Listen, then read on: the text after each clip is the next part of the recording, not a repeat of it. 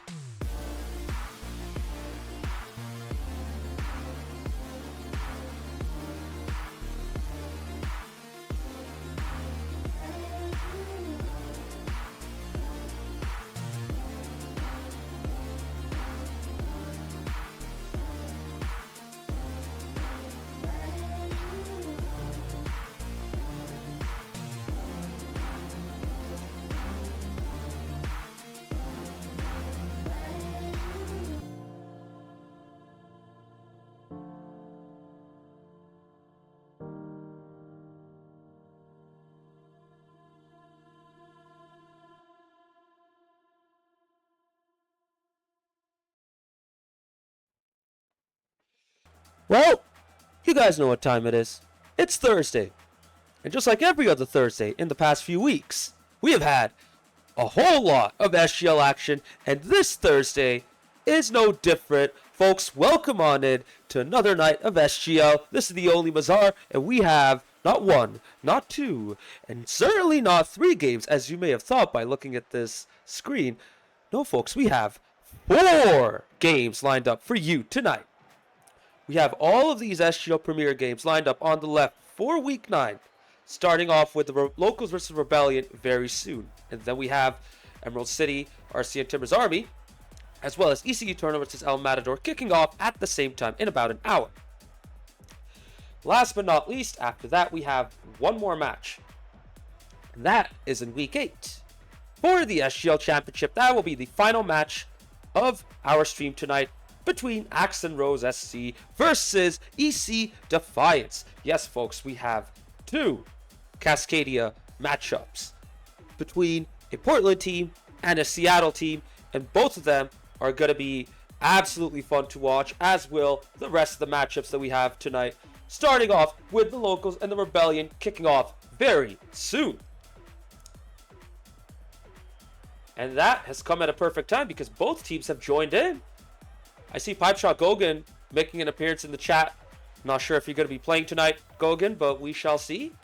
With that said, both teams are ready to go. And folks, we're not going to waste too much time. We're going to be jumping right in.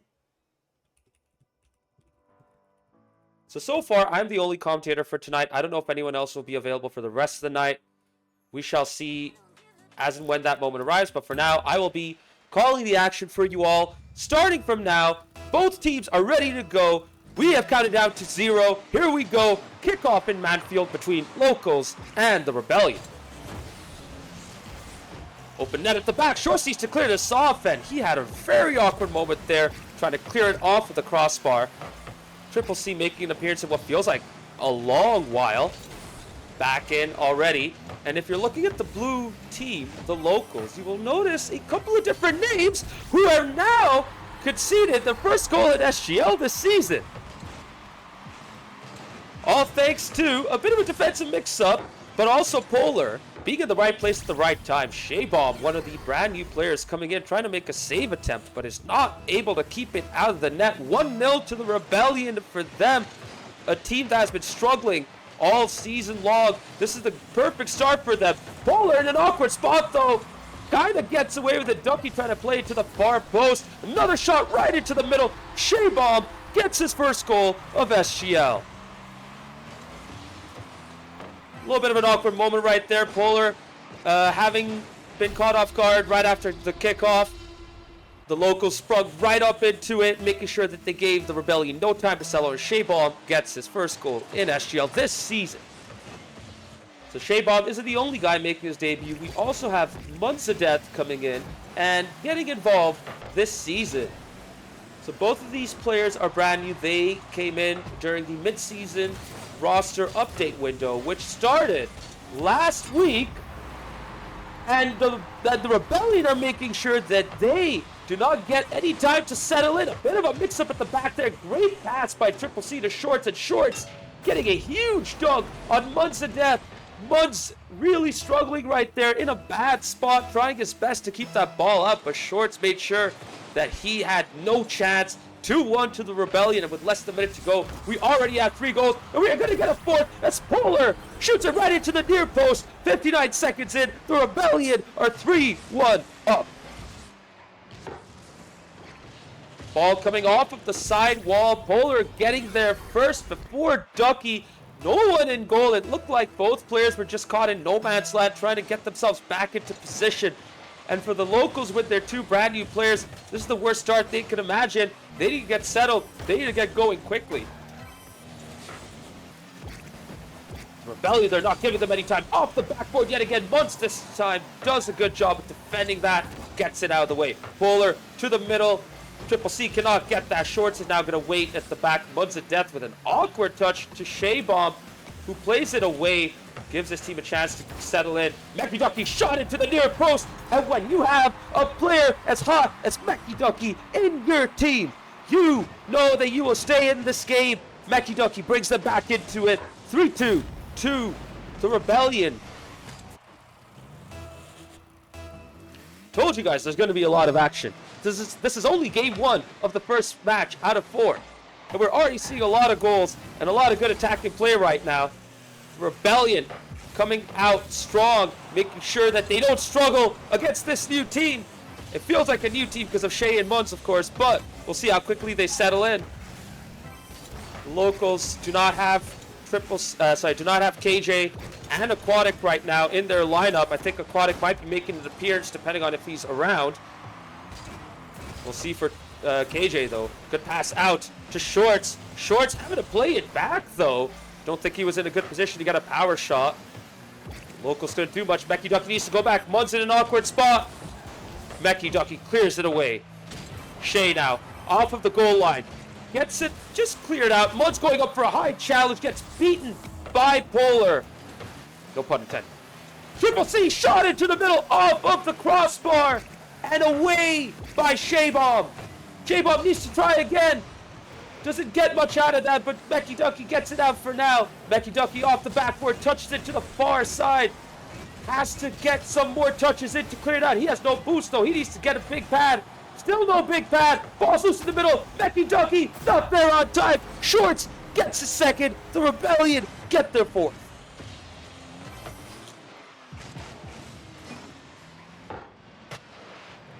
Great pass right there, by the way, by Triple C. He's been a player who has kind of struggled to get himself going from time to time, but now he is looking really strong with one of Polar or Short sitting back. Triple C is being an absolute menace on the attack right now. Triple C with a great cross attempt. Shay could not make it. And I think there's a demo. Yeah, Muds did get demoed at the back, so Mecky Ducky needs to delay this. Does it just enough for him to get back into that and keep that ball in the midfield. Now just a bit of info on Shay and Muns. Both of these guys came in from the Frontera. The Frontera are an SG group. An SG, like, how do I say this? Lost my words. Let me focus on the action for now. We'll get back into that. Good bump attempt right there. Triple C on his own teammate, of course, but they get away with it. Muns now off the side wall.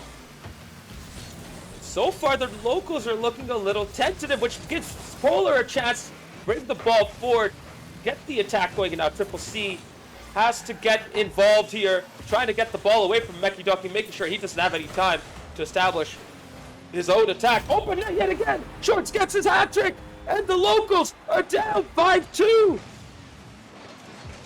Not gonna lie, this is kind of a surprise given that we are playing on US West, but the Rebellion are looking really good right here. The two new boys, Muns of Death and Shay Bomb, from the Frontera, an alliance of all these supporters groups in San Diego FC. They're kind of struggling right now to get themselves going. Baptism of fire of sorts, if you want to call it that. But yeah, both Muns and Shay are with Frontera. They are involved in San Diego FC's supporters group scene. Good to see that. And they have a third new player coming in as well, who is also from Frontera. So good to see a lot more supporters getting involved in this. So far, though, they're not having a good time, but I think when they settle down into SGL and get going, we'll start to see them become better.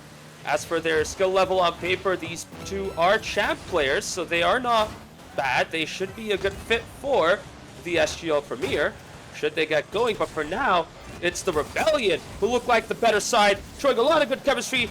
The mechs there from Polar could not really get a final touch, and the clock is ticking. The Sergeant Patrol, aka Dr. Aquatic, welcome aboard in chat. He's calling for the duck to be fed, saying feed the duck. For now, though, he's not really getting fed. But this is just game one. They still have a chance to bounce back. Muds trying to go for the last shot, couldn't. And that concludes game one. The Rebellion taking the initiative with a huge performance from Shorts. A hat trick, Polar getting a brace, and Triple C getting 3 assists.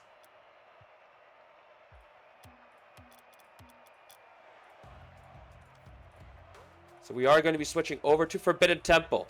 Now is the time for us to see what Shay Bomb and Muns are made of with Mecky Ducky. Mecky Ducky also having to get used to these guys and, you know, be able to play with them, because the first time I think he's playing with them in a competitive setting in SGL. So we'll see how they do once we get started with game 2. Unless they decide to make subs, because yeah, as I mentioned earlier, Aquatic may be around, so we'll see if he comes in. Whereas for the Rebellion, I think they're going to stick with this trio, and it makes sense, you know, like they need all the points they can get.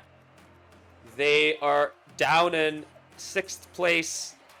They still have they don't have a chance to probably win the title unless they go on a miraculous run and the teams above them keep losing, but we shall see how they do against the locals. And if they do get a win against the locals, that would be a big win for them for sure. So we're about to get started with game 2, folks. Both teams joining it right now. Triple C, Shorts and Polar for the Rebellion. And as for the locals, we'll see who they bring in. And as you can see, KJ, aka Doughboy, is back, followed by Dr. Aquatic. It is the OG locals trio fielding off against the Rebellion in game 2. Here we go. Good kickoff by the locals, but they couldn't make much of that. Aquatic now gets the ball out of the corner. Beaten by Polar, though. And the ball gets cleared out to the side. Triple C, 2 Shorts in the middle. Shot on net off the backboard. Triple C tried to follow that up, but a great save right there. And now the ball is stuck in the midfield. The locals need to defend this, and that they do, getting it out into the other end. Let's see if Mecky Ducky can make something out of this. Into the middle, open net. Mecky Ducky with the first goal for the locals. Shorts with a nice touch right there, but completely screws up his challenge attempt, predicting something high from Ducky, who goes low instead, has the net to his mercy, gets a bit of an assist from his teammate. He gets the first goal. Good start here. And you know what? They'd be much better off getting a 1-0 lead more than 30 seconds in rather than being, 3-1 down with many goals scored at around the same point. Aquatic now off the middle, off the corner into the middle. Good clearance there by Shorts. They have the boost. They can get out and engage in a challenge. Now, though, they need to get back because they're beaten. KJ with 0 boost, trying to play a pass into the middle. Ball's loose in the midfield. Ducky gets the first touch, gets beaten. Aquatic gets beaten himself. Away open. Equalizer. What a goal by the Rebellion. A moment of magic and ingenuity. Great bump right there by Short, seeing KJ come in for that ball, bumps him out of the way. That ball then slowly meanders itself into the back of the net. 1-1 between the Rebellion and the locals.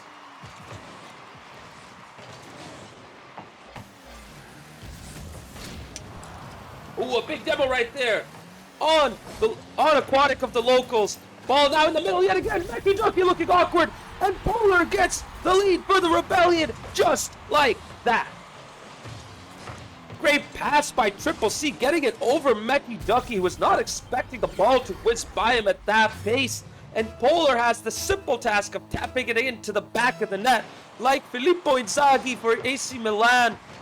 Playing the poacher right there, not having to worry about the offside rule. 2-1 to the Rebellion. And once again, the Rebellion are back in it. They are not letting the foot off the gas pedal right now against this local side. A team that has had some good results, that has had multiple Game 5s against the very best in SGL Premier. Here they are now struggling, though, against 6th place in SGL. Ball still loose in the middle. Mecky Ducky decided to pinch that. Getting Dr. Aquatic involved, who comes up for that. But Polar takes charge, uses up all of his boost, which means Shorts needs to do something about this. And Shorts does get it out to the opposite side. Ball still loose, though. Polar cannot get there on time. 0 boost by the Aquatic. He needs to get back right now. Mecky Ducky and KJ need to get back into position. This ball barely gets over their goal. They kind of get away with it. Somebody hit the ball. Shorts finally gets a touch. And the ball finally gets out into the midfield. Good first touch by the Aquatic. Flicks it over to Ducky with not much boost. He cannot get much power. And Shorts gets it out. But he misses. Triple C in the near post. Gets bumped towards the ball by the Aquatic. And what a save by Polar, who finally gets it out. What an insane defensive sequence. Not over yet. Mecky Ducky doing his own piece of magic at the back to get the ball out. And both teams have suffered a scare right there. and they kind of get away with it. But this is not over yet. 2-1, less than 2 minutes to go. This could go either way. Both teams are looking way better now, offensively and defensively. They're on the edge. They are fully focused and attentive as to what's going on in all phases of the attack.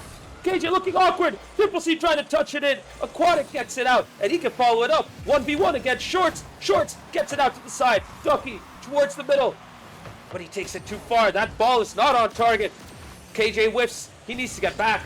Polar misses his chip over Aquatic. Aquatic cannot follow up. Mecky Ducky can now keep it going. Not over yet though. Mecky Ducky gets a second chance. Again off the backboard. This is looking a little bit too predictable. The Rebellion are able to see off these attacks. The Locals need to try something different right here if they want to stand a good chance of getting the equalizer. Once again though, pass off the side to the backboard. The Rebellion can clear it out. They are penned back, which means if there's a good shot from the middle, they can get away with it. But so far, they're not getting that critical touch. They're not getting that strong shot off.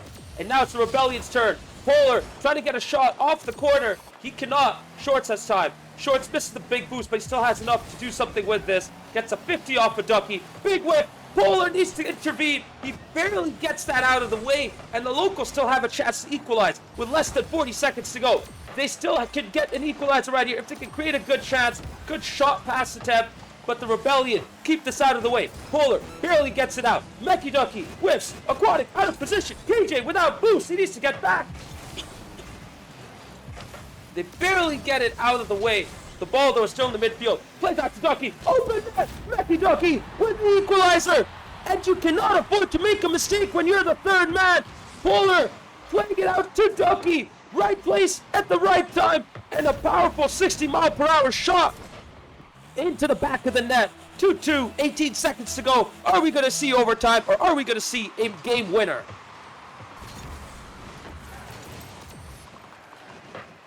Aquatic, open net! No way! The Locals, just like that, get what could be the game winner! An awkward kickoff for the Rebellion. They all overcommit. The ball is loose in the midfield, and Aquatic takes advantage of this, getting the lead. 3-2 to the Locals with 10 seconds to go, folks. It's now or never. Big 50 by Shorts. Flank over by Shorts. Open net. Equalizer with 2 seconds to go. What a sequence of events right here, chat. Absolute insanity. Absolute cinema. And this time, we are going to be going into overtime, folks. Yes, we are. What a game 2. Absolute cinema. All sorts of moments, defensive errors, individual play, great defending. This is SGL Premier at its finest. 6th place Rebellion giving 5th place Locals a run for their money. The Locals, who are SGL Premier's gatekeepers this season, are having the toughest test in a while against this Rebellion side. The ball just creeps into the middle. Shorts cannot pinch it into the back of the net. The Locals get away with it. Ooh, what a pass out there to Triple C from Shorts. Good defending right there. The Polar needs to get involved. Mecky Ducky with 0 boost. Trying to cut in, but Aquatic takes over. Big demo. Dobo, I guess, misses the second bump. But a little awkward there for the Rebellion, who kind of get away with it. Now Mecky Ducky trying to create something, but to no avail. KJ gets a nice first touch. He's going to go for the demo. Intervening with Shorts.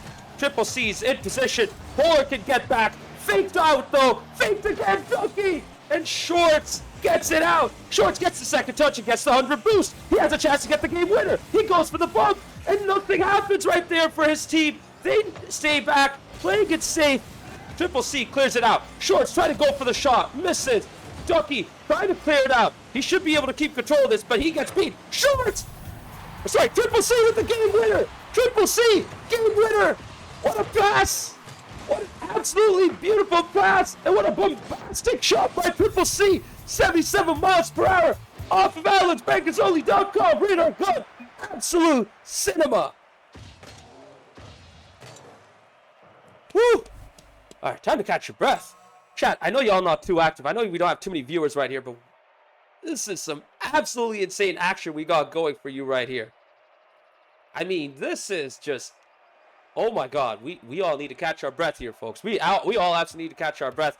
But I need to focus on getting this next game set up in DFH Stadium very soon.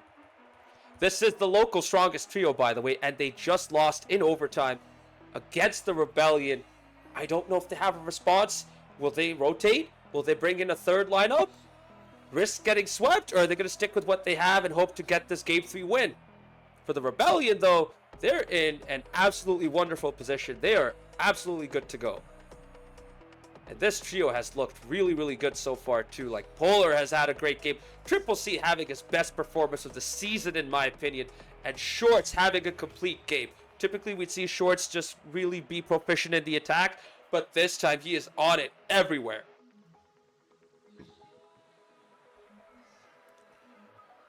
Folks, we are in. We have everyone ready to go. We are going to get started very, very soon.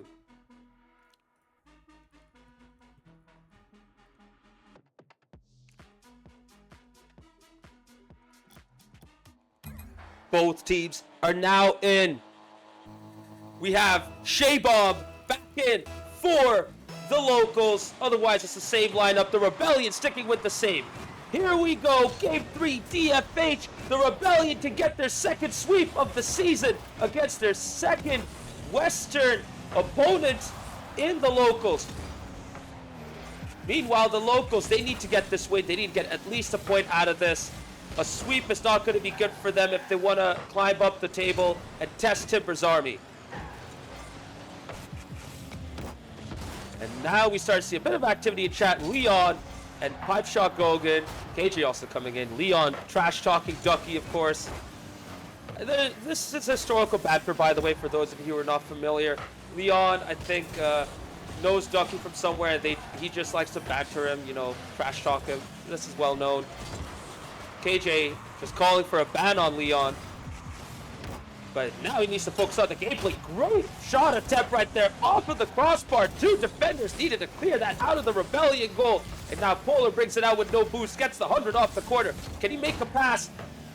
Kinda can. After a 50, Shorts with no boost needs to bail out. Triple C keeping it up. Can he follow this up? He should be able to follow this up and get a shot. Ducky, though, gets the big save. And the ball's loose. Shayball trying to bring it out. Gets the second touch out. Ball still loose in the midfield. And Aquatic finally brings it out. Ducky, though, waiting in the midfield, seeing if he can get some control out of this. Big touch, though. And Shorts gets it out to Polar, who gets demoed by Shayball. Aquatic into the middle to Ducky. Big intervention by Polar. And now Shorts going for the shot, whereas Triple C is trying to go for a pass to Polar. Bit of a mix-up. Both players have zero boost. Shay with zero boost shot.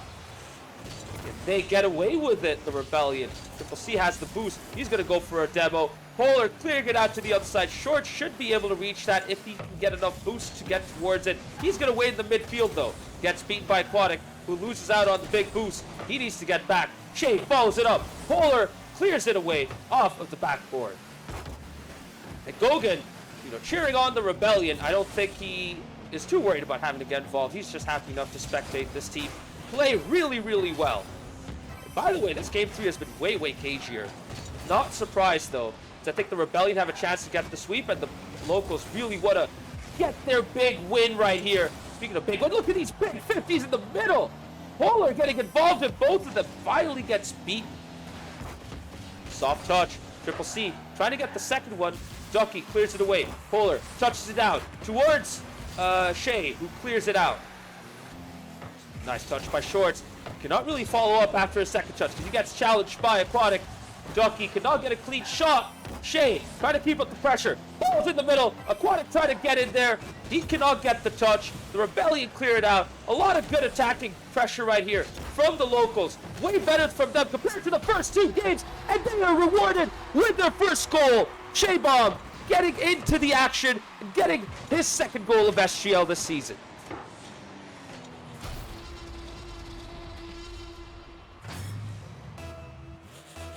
Leon giving a shout out to his boy, Shay. I didn't know you knew Shay like that. Interesting. Meanwhile, Shay getting involved yet again, getting his third and the local second. This is exactly what the locals needed. After a tough first couple of games, they have taken advantage of all the good attacking pressure, and now they have 2 goals in this game.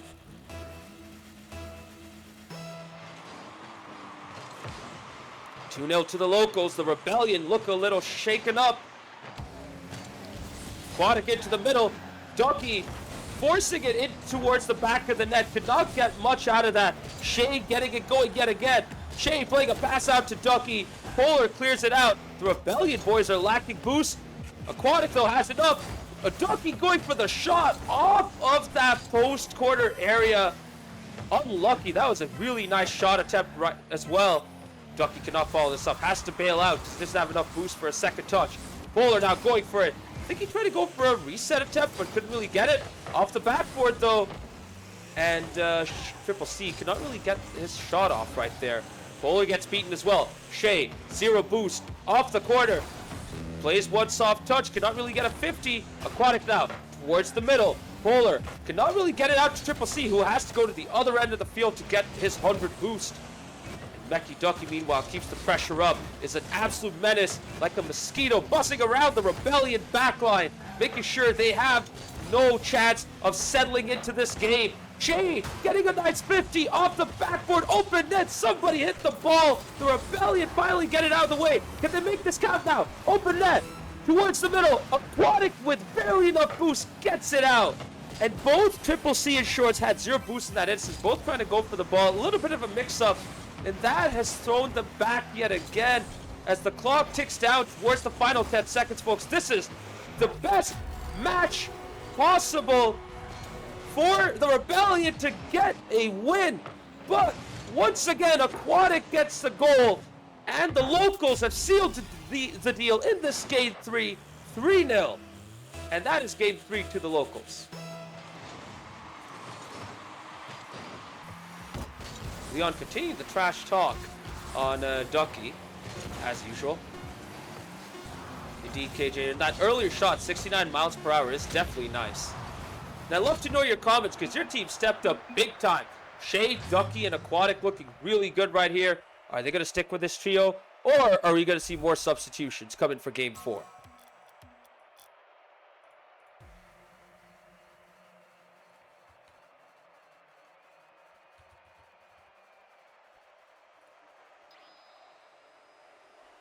Yo, Zeon, thank you for the raid, man. Thank you very much. Appreciate you raiding us right here, man. Yeah, there's a Shea in this match as well, interestingly enough. And I don't know if you guys got to see his tag in the game, but if you do, it is a very, very interesting tag. And no, I do not have any mods. Oh, y'all had a Shea in your series as well? Hell yeah, man. What series were you playing in? Were you playing in some sort of competition, or were you just scrimming?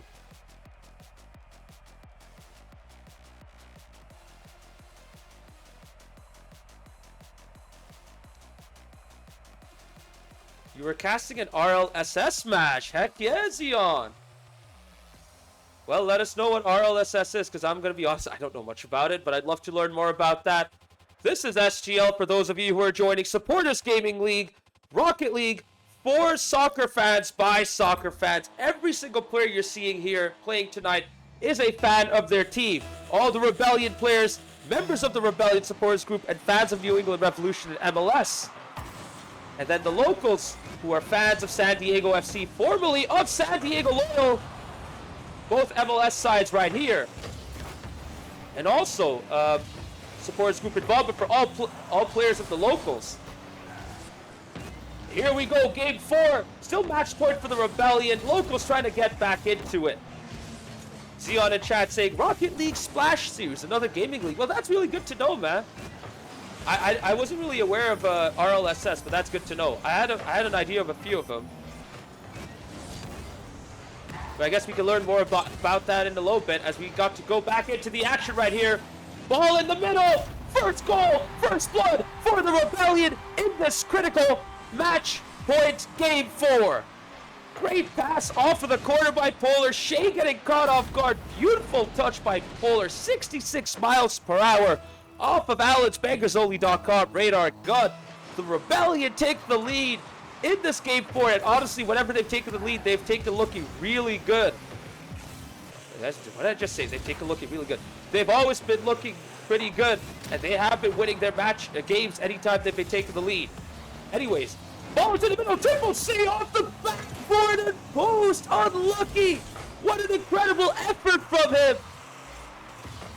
He tries to go for a second shot. Couldn't really get a touch right there. Polar keeping up the pressure, but now they need to go back. Shea into the middle. Cannot get the shot on target. Doki now going to take control.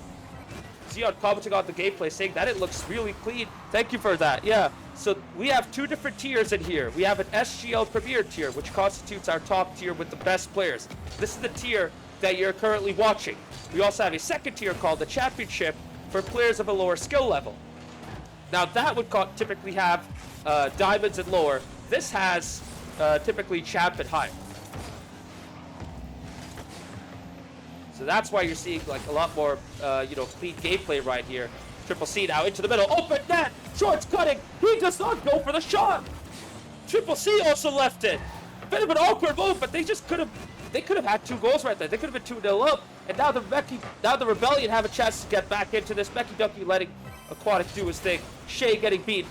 Mecky Ducky now going back, taking control with his Batmobile off of the ceiling. He loves to get off of the ceiling and get involved in his action.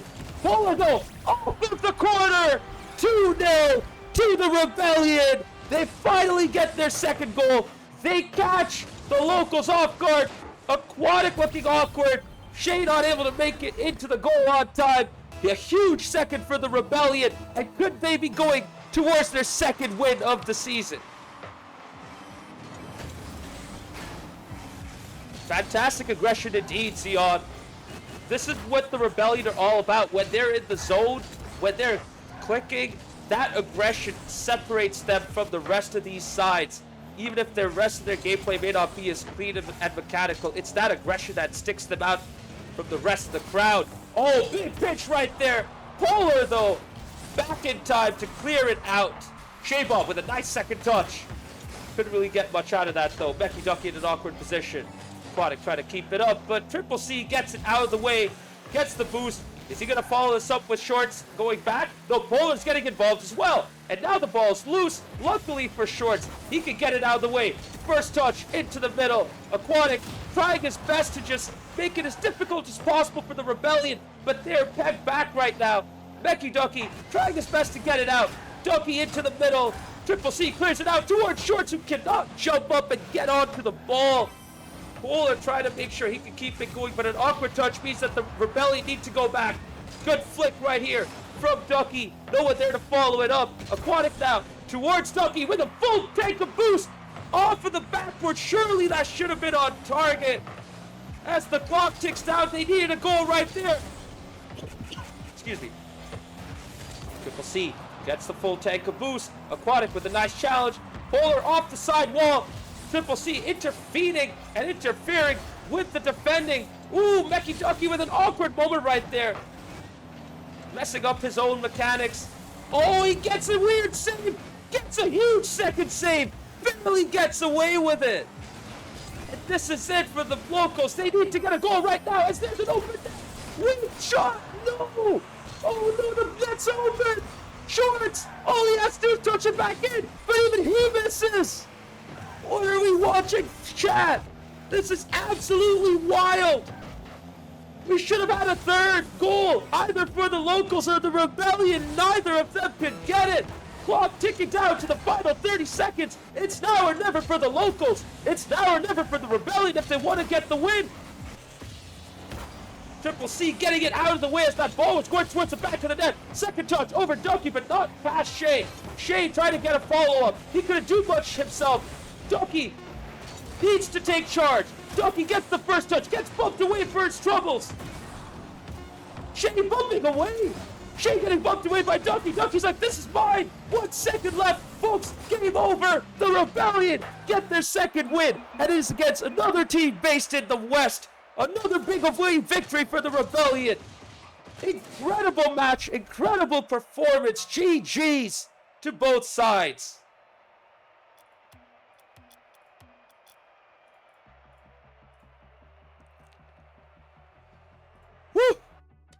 Sorry, I need to catch my breath. I'm solo commentating. I'm going wild right now.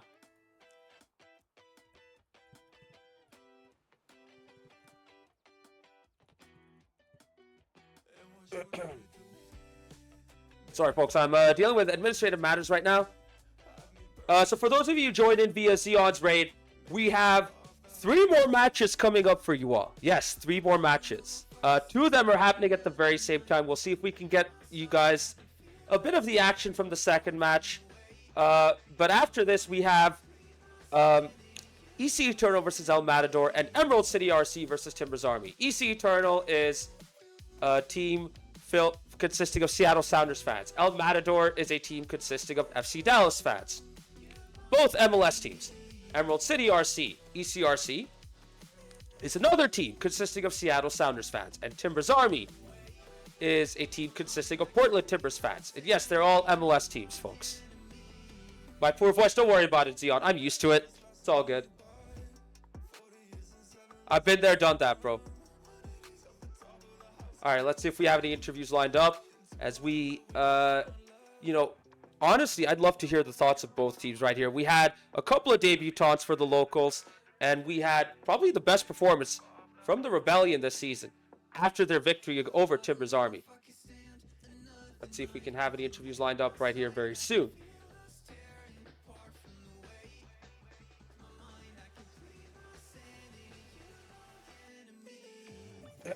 Excuse me. Yo, Triple C. That was a massive freaking match, by the way. GG's, man. So just waiting to see if we have any interviews.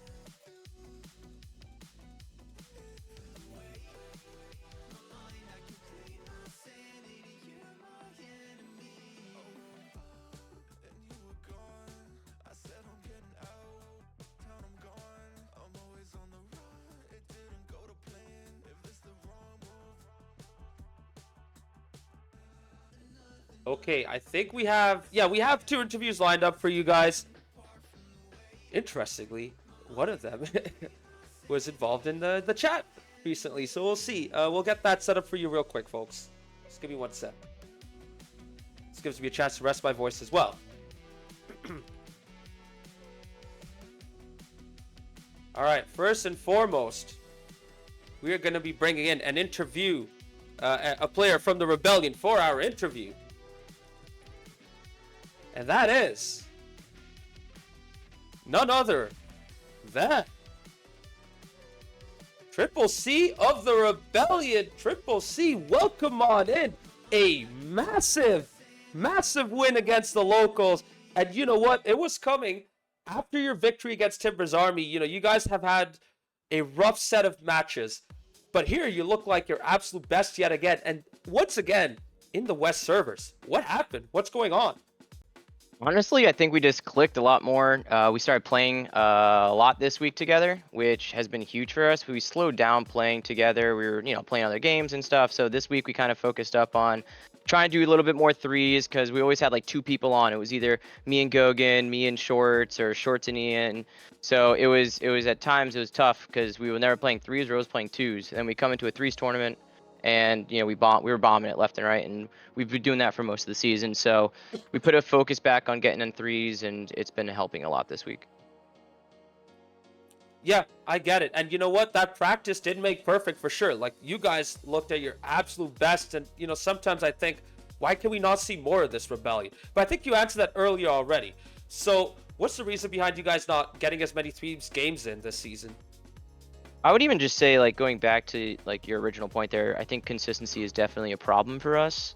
But it's getting those threes in, and it's trying to push our team a little bit to the next level. I mean, last season we were looking at some of the stats, and Ian and Nate, they were top 10 in the league, and now they're in the top 20, right? So I feel like the league has just gotten so much better. And the thing is, Nate and Ian both have gotten better too, but the league has tremendously improved. So we got to put a little more of a focus on practicing a little bit and becoming a lot more consistent. Absolutely, and you know what? We saw it come to fruition right here. I mean, it's not just, Polar popping off with an amazing performance of Shorts. having an amazing performance. It feels like all three of you have had huge, not just huge moments, but huge performances. All three of you looked at your absolute best. And in the West servers as well, like, how did you guys prepare for this occasion? Because it's one thing playing regularly in your preferred region. It's another thing playing in a region where you get close to 100 ping. So how did you guys deal with that?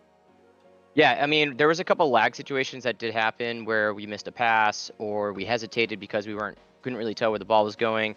I think the locals, they had a couple new guys come in, so we had to adjust to them too.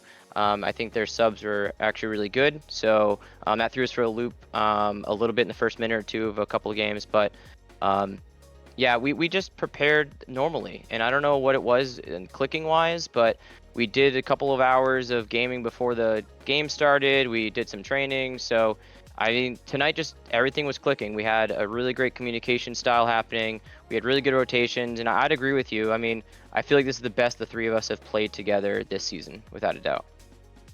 Big time. I mean, you also swept Timber's Army, to be fair. So how would you rank this? How would you compare this to your performance against Timber's Army, where you won 3-0? I would still say this is the better performance, and I understand it's Timber's Army, but I would say this performance was one of our better performances, especially after, going basically defeated since the Timbers Army game, and then going 0-2 in Open Cup. I think getting this win was a huge weight off our shoulders, and I think it's going to help us moving forward. Oh yeah, big time. I mean, this is going to give you guys a huge confidence boost. And looking at your upcoming games, you do have a bye week next week because it is a cup week. And then after that, you have a matchup against EC Eternal. Ooh, bottom of the table right now. So you guys must be looking forward to that. So what's your preparation going to be like getting ready for that match against EC Eternal? Because if I remember correctly, you guys did lose to them in your first matchup. Yeah. Earlier. We did. We did lose to them early on. I think we'll end up watching that VOD before we play them without a doubt. But I think we're just gonna have to keep playing threes together. And one thing we said actually last week after the loss in Open Cup was we need to start having fun again. We've been taking this so seriously that I feel like our gameplay has gone down a little. So if we can just start having fun, joking around a little bit, relax a little bit, I think that's gonna help us in the long run without a doubt. Absolutely, and when you have fun, I could see it. You guys loosen up. You guys play so much better. You guys just flow way better in the game. So Absolutely. With that said, you still have a bunch of league matches remaining in the season. What will constitute a good season for you now that you've gone past the halfway point? Honestly, we want to break 500. I think that would be the goal, but that's almost winning out. I think we can lose maybe one more game, and we can hit 500 in the season. I think if we look at where we are in the standings right now, if we can hit 500, I think that is an accomplishment and a really good motivator into next year. All right, sounds good. Yeah, I think that is a very doable goal for you guys. So definitely aim for that. I think you guys will be set if you can, get at least a 500 game win percentage. We already played KC, so we got one of the hard ones out of the way for the second half of the season. Now it's just finishing up the rest of the season. I think if we only lose one more game and we can win out the rest, I think I'll call that a successful season for us. Yeah, we'll be mid-table, but we'll still be pretty proud of those stats. I mean, we're always in every single game if you watch, right? So anyone who's watching us play each week, we only lose by 1 or 2 goals every single game. It's not like we're getting completely shut out. The locals did have us for one game here where we lost 3-0, but outside of that one game, if you go back, like we had a ton of overtime games where we lose in overtime. We have a ton of 1-0 games that we lose. So I think we're just able to edge that out. And if we can continue to do that and continue to win some overtimes, I think we're going to be in a good position. Absolutely. I mean, that game to overtime said it all, didn't it? So there you have it. So I'm done with my questions. The floor is yours. Feel free to give your shout out. Say whatever you want to say. No, you know what? No, I'll shout out you. How about that? For being a solo host and you got, 4 games tonight? I wish you the best of luck with your voice. Have some water to the side here. I absolutely will. Don't worry about it. I'll take care of myself for sure. I might just get some water right after this. But yeah, keep going. You should. Good luck, man. We'll be watching. Wait, that's it? Yeah, no, I don't need a shout. I mean, hey, we had a great game. The locals did a great game. We appreciate them for tonight's game, but that's it. I got nothing else. It's all about you. That's all that matters, right? Man, I'm not good with all that kind of attention, but I appreciate it, Triple C. Seriously, thank you very much, man. All right, have a good one, Matt. Hey, you too. Take care. Well, what a wholesome man chat. That was kind of unexpected. I was not expecting the attention to be on me right there, but there you have it. Just refreshing this to show you that, yes, the Rebellion did beat the Locals 3-1. We also have 2 matches coming up very soon. We'll see if we can get the second matchup streamed somehow. We'll try our best for that to be possible. Anyways, we do have a second interview lined up very soon from the Locals.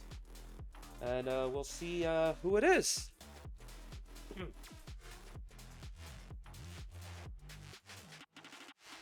All right. Let us welcome on in Shea Bomb of the Local. Shea Bomb, first week, first game, first 3 goals, unfortunately first loss, and now you have your first interview. How are you feeling?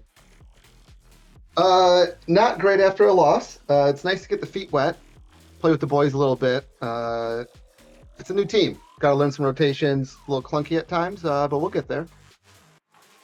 Yeah, and I'm curious, Shay.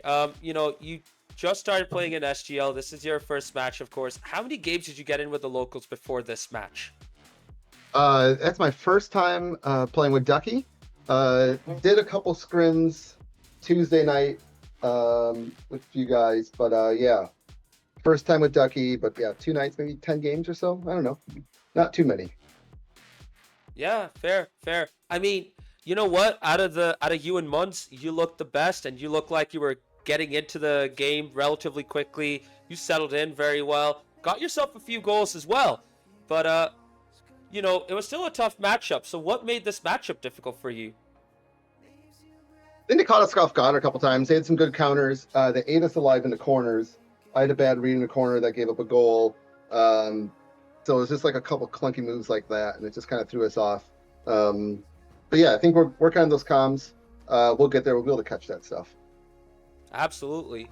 And Meki Ducky is the guy in the Locals, as you may now know. Before you joined, I mean, he was basically the pivot for the team. Everything came off of him, and he was basically running the show with you and Munz and what's the name of the third guy? Kima. Yes, Kima.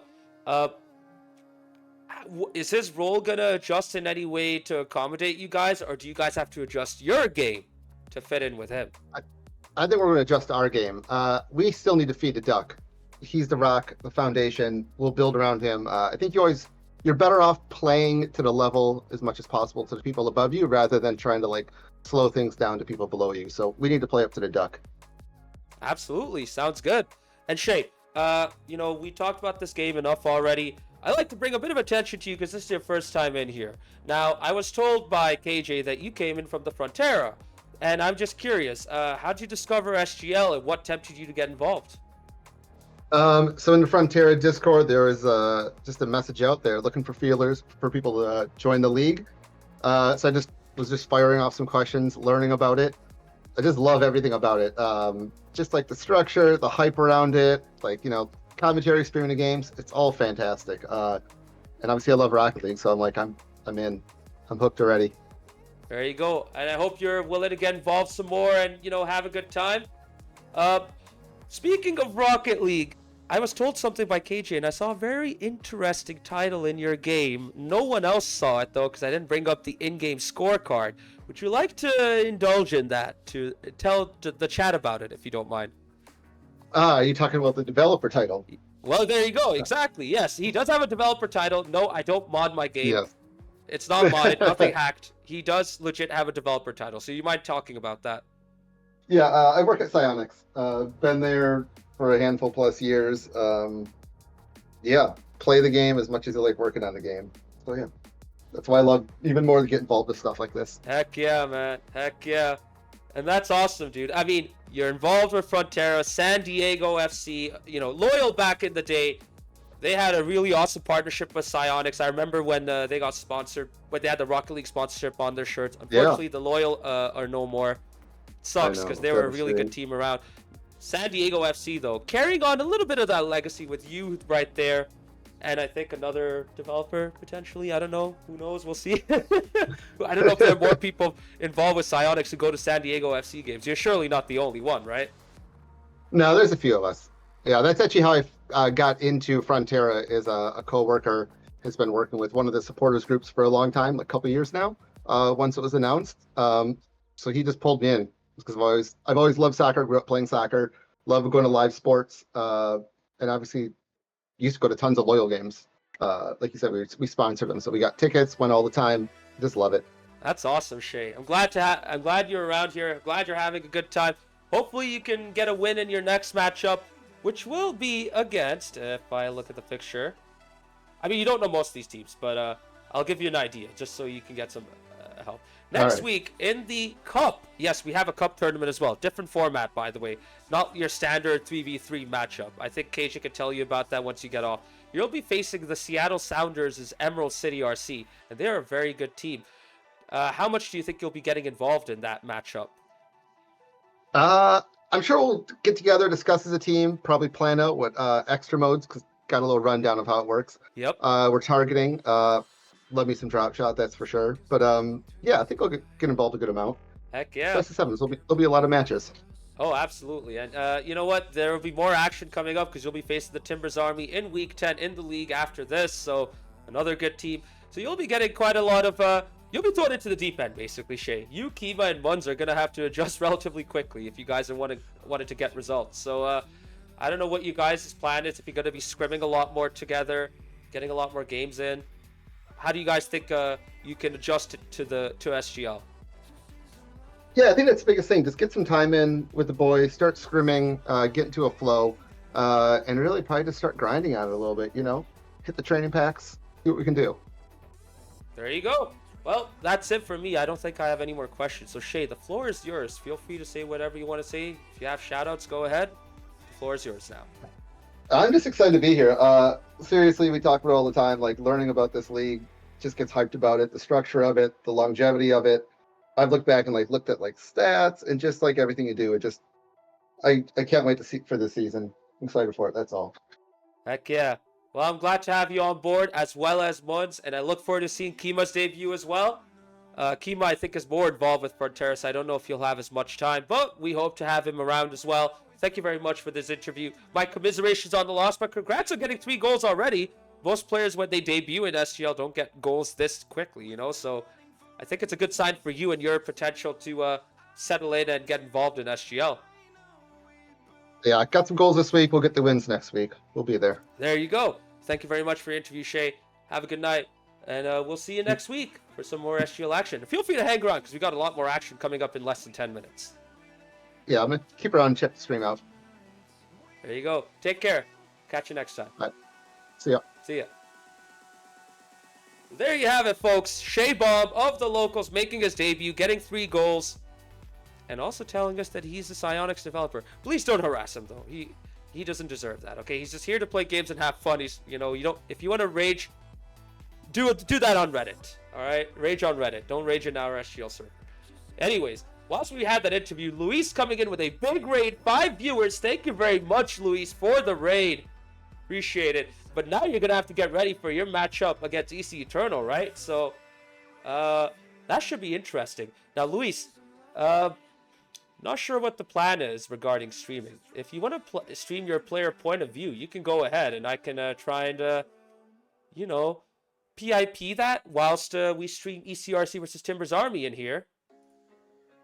Unless you think someone else is going to be able to stream this so that we can capture it. Anyways, folks, we have 2 matches coming up very soon. ECRC versus Timbers Army, EC Eternal versus El Matador. We are going to be showing off ECRC versus Timbers Army in the main stream. Boom. There you have it. This is the matchup going to be coming up very soon. Before I step away for a quick water break, Leon RL asking, can I join the league? Yes, you can. But you won't be able to sign up for a team anymore. You can join the server, hang out, and then wait for next season so that you can get involved in the gameplay. Leon, you also need to be a verified soccer fan. So if you're going out, getting involved with, supporting a soccer team, you could definitely come in and get involved and play. But that'll be for next season. Shay Bob with the Prime sub. Thank you very much, Shay Bob, for that. Appreciate your support. Leon Say, going to the San Diego game Saturday. Heck yeah, bro. When's next season? Well, after this season ends. So this season plus a month. Let's say August? August potentially? I don't know the exact date. I'm just throwing a, and giving you an idea. So August, maybe? If we decide to take a 1 month break to ensure that everyone gets to register and all. Potentially August. We'll see. It's just a rough guess. I mean, I don't know how many more games we have and weeks we have left, by the way. We might be able to start in July, but I need to make sure. Alright, so I'm just giving you a rough estimate, so don't take my word for it. Anyways, 5 minutes to go. ECRC versus Timbers Army in the mainstream, but we also have EC Eternal versus El Matador coming up. Folks, I need to go get some water. I will be right back. Don't go anywhere. In 5 minutes, we'll be kicking off with ECRC versus Timbers Army on the mainstream. BRB.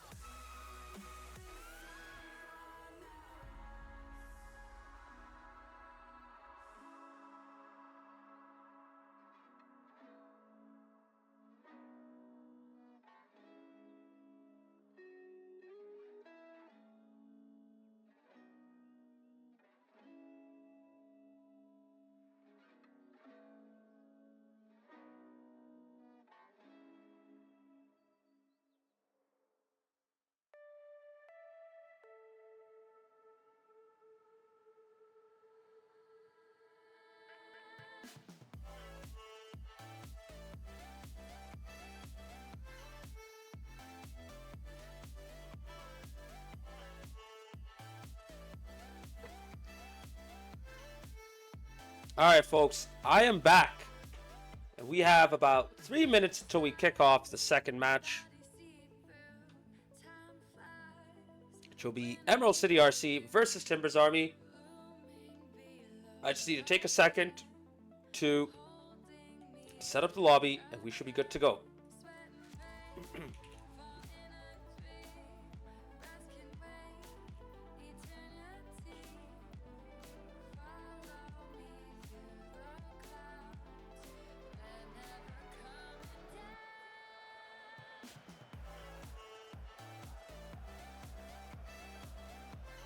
If I'm silent, it's because I'm just doing some administrative stuff right now, so bear with me as I get everything set up and ready to go.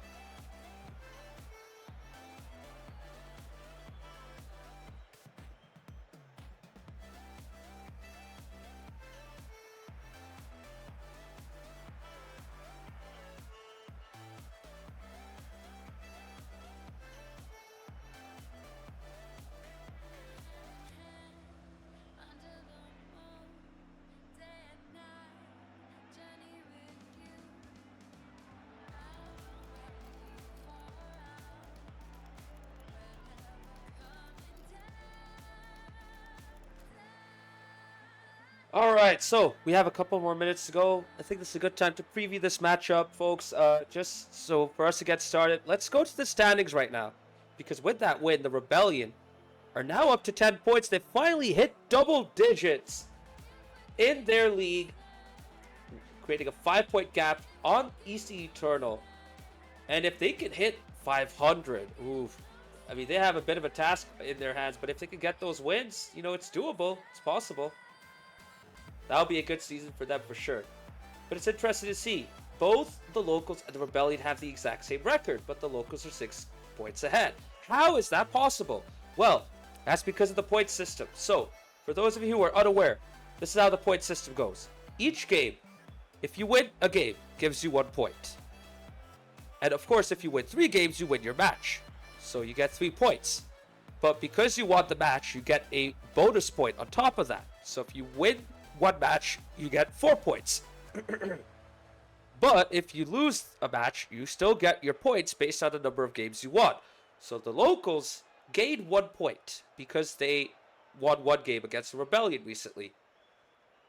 And they've had several matches which they've taken to 5 games, so they've got their extra points that way. And because of that, they're higher up the table despite having the same exact record as the Rebellion. And it's those extra game wins that keep them at pace with Timber's Army, only 2 points behind them, despite Timber's Army having more wins than losses and having a game win percentage over 500. So those little things matter. Just keep that in mind. Those little things always matter. So, speaking of the preview, it's 3rd versus 4th. Emerald City RC versus Timber's Army. 5-point gap. If Timber's Army win, they'll just get closer. If a sweep is their best case scenario right here, because that'll put them 1 point behind and put them right into the title race. If Emerald City RC can get a couple of wins, though, that'll help them out, even if they lose, and it keeps them up to pace with the Cauldron, who are having an astounding season right now so far. Of course, Luis and Demet won't say that. They probably don't rate the Cauldron as high as I do. I've been high on them this whole season. They've done very well.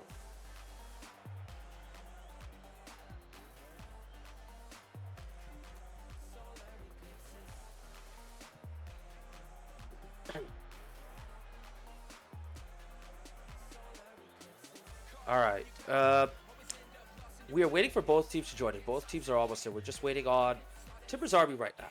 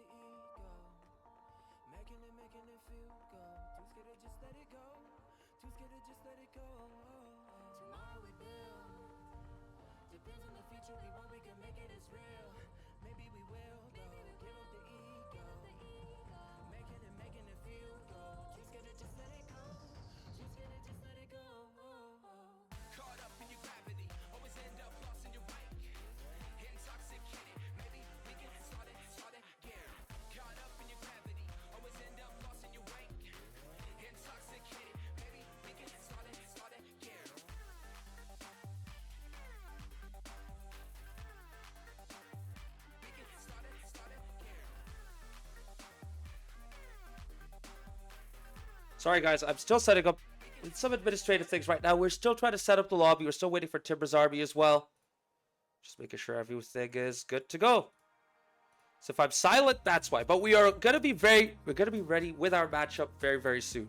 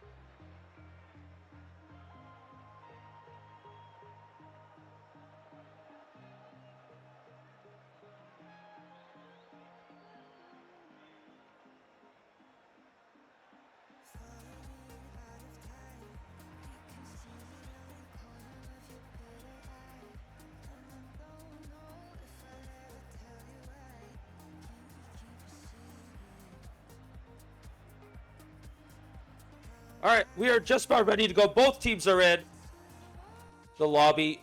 They're going to be joining the teams very soon.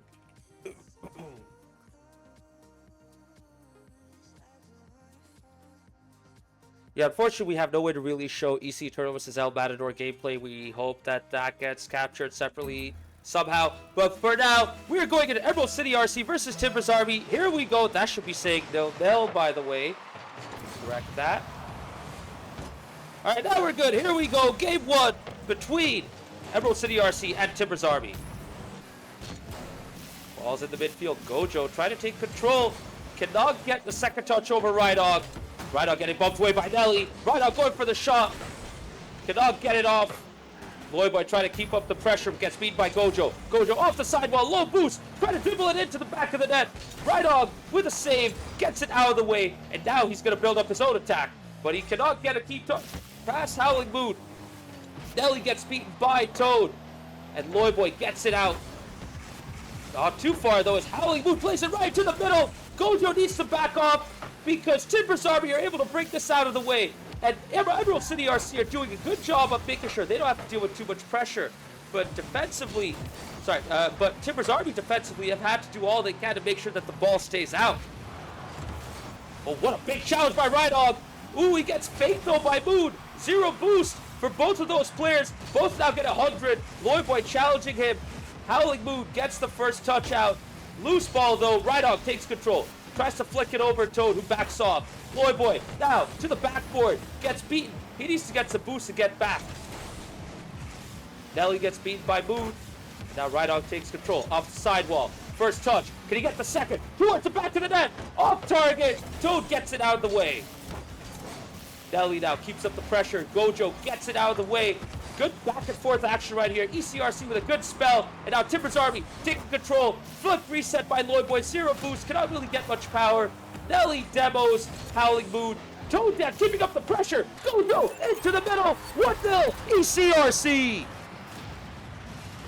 Now Emerald City RC are known as being slow starters, but this is the best start possible for them. Against the Timbers Army side as good as this, as El Matador showed last week, you want to get the first goal, you want to take the initiative, and that's when you start to take control of the match. So we'll see if ECRC can do what El Matador did last week. Or will Timbers Army take an equalizer and get their control back? Loyboy off the corner, cannot really get a first touch. Toad Death getting a big 50 right there. Ball's loose in the middle. Both of his teammates had to back off. Not expecting that from Toad, which is fine. It's better to be pragmatic than to be risky. Rydog taking charge with 0 boots. Cannot really get much out of that. Just couldn't really get a handle of the ball. Couldn't really control it well. His teammates, though, are able to break it out of the way. Big 50 by Loyboy. Needs to go back, though. Toad Death has time for a power shot into the far corner. 2-0. At halftime, 65 miles per hour off of his Masabune into the far corner. Rydog, even with a full tank of boost, had no chance of getting into the end of that. 2-0 to ECRC. What a start for them. Can they get a third? Gojo letting the ball go. Loyboy clearing it out. Rydog now taking control at the side wall. Tries to go for a shot. Barely gets on target. Toad with a good save, and Howling Moon gets demoed. Gojo gets demoed with Howling Moon breaking it out. Toad, no boost. Loyboy now needs to take control. It is G. Gojo, nice touch right there off the side wall. Ball's going in towards the middle. No power though. Rydog barely gets it out of the way. Toad, can he follow that up? He doesn't get the chance to. He needs to get out of the way right here. Howling Moon into the middle. This ball's loose. Gojo, he couldn't get there because Rydog got there first. And now Rydog has a chance. Shot on net. Off the backboard. This is high up and arcing. Loyboy putting it down. No, he should have scored, Rydog. Oh my God, that was it. Open net. Very close to the goal. He should have put that on target. Unfortunate. Second chance though. Rydog. Shot on net. Toad Death with a massive save. Now Loyboy gets it out. Loyboy trying to take control. Trying to will his team back into this match. Into this game 1. Howling Moon though clears it out. Rydog off the backboard. Gojo going for a second touch, fails out. Moon off target. Ball's loose in the middle. Bumped. Howling Moon with the third and potentially the dagger with less than a minute to go.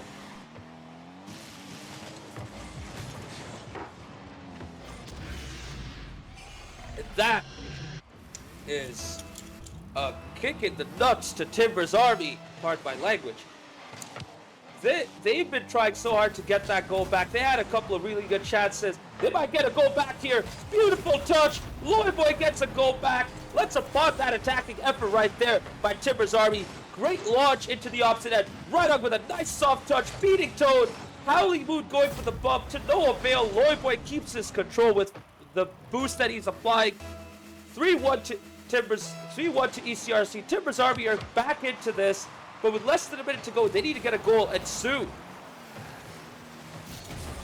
Loyboy with 0, beats 1. He's going towards the side boost. Doesn't get it. Toad gets it instead. He needs to bail out. Gojo with nice control right there. Off the side wall now. Toad coming in for a challenge. He gets beat. Now Howling Moon's all by himself. He, though, defends very well and gets it out of the way. Now Nelly clears it out to the opposite end. He needs some boost. He misses the corner boost. He needs to go back and help his teammates. Rhydog needs to get back as well. Loyboy using his boost to play it into the midfield. Gojo back pass to Toad and gets demoed for his trouble. Last 10 seconds. Timber's army need a goal right now. This is not a good moment for them though. Ball gets cleared out to the side. Big pass up. Toad that shot on net. And it is Timber's army who have to concede the first game yet again, just like last week. Emerald City RC take the initiative with a 3-1 game win. AGD Delight, welcome into the chat. Putting in big letters PTFC in support of his team. Oh, that's PT, clap, clap, FC, clap, clap. Okay, I see what you're doing. Yeah. That's pretty cool. I like that.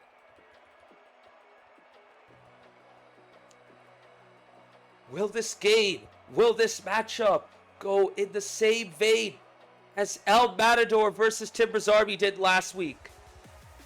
Or will we see Timber's Army bounce back in this game too and apply some pressure on ECRC? It feels like this is now or never for Timber's Army. They need to win this matchup to stay in the title race with how good the Cauldron have been, with how good El Matador are getting.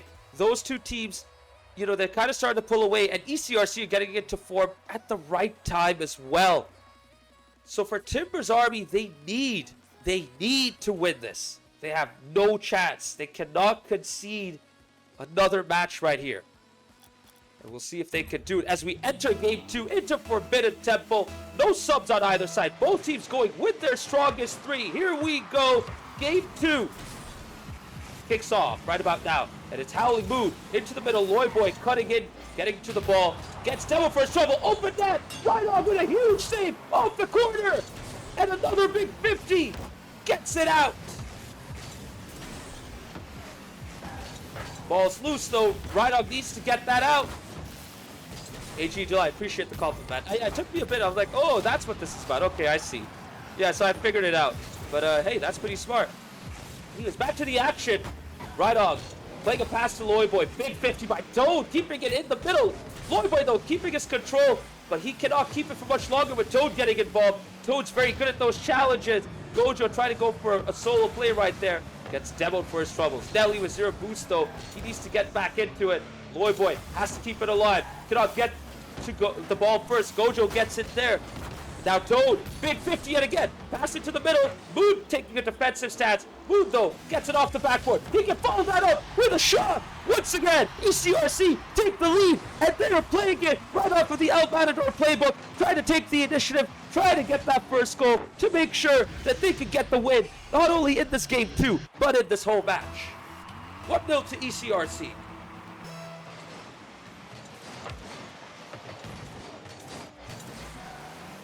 Good kickoff there for Timber's Army, but they just seem to bail out. Rhydog prefer to get the full tank of boost. This is awkward for Loyboy.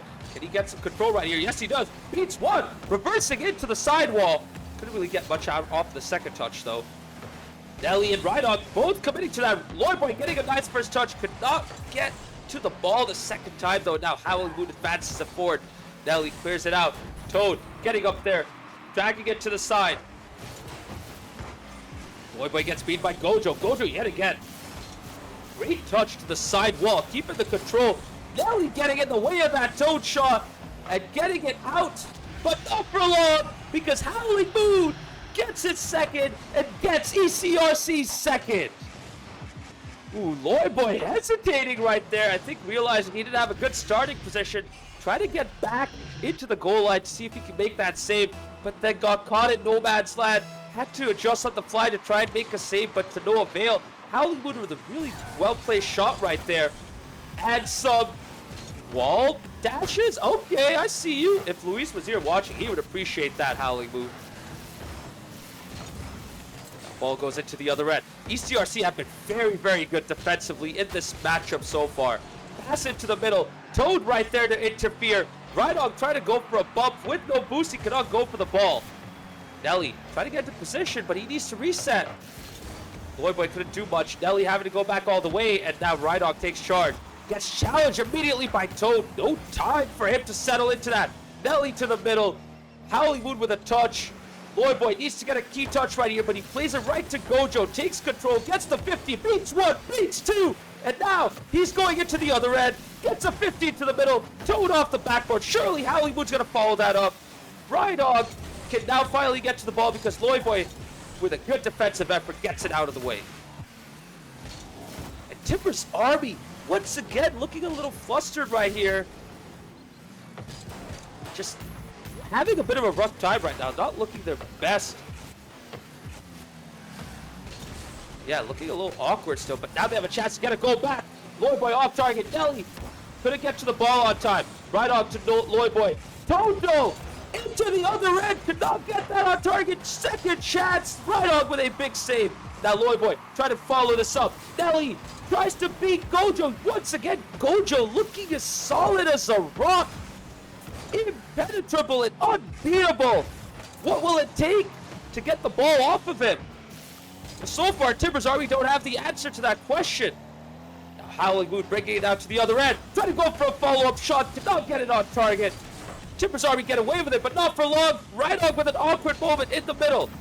Toad trying to play a pass. Both of his teammates are back, though. Gets down before his trouble. Lloydboy, solo dribble to the middle. Great save by Toad. Not over yet. Nelly. Double touch. Low off the backboard. 2-1 Timber's Army with 66 seconds to go. Will this be the goal that will help shift the momentum towards Timber's Army? Now or never for them. They need to win this match. They can afford to drop this game, some can say, because they still have they can still play, you know, and get game one, their first game win, sorry. But it's not over yet. And Nelly gets the equalizer.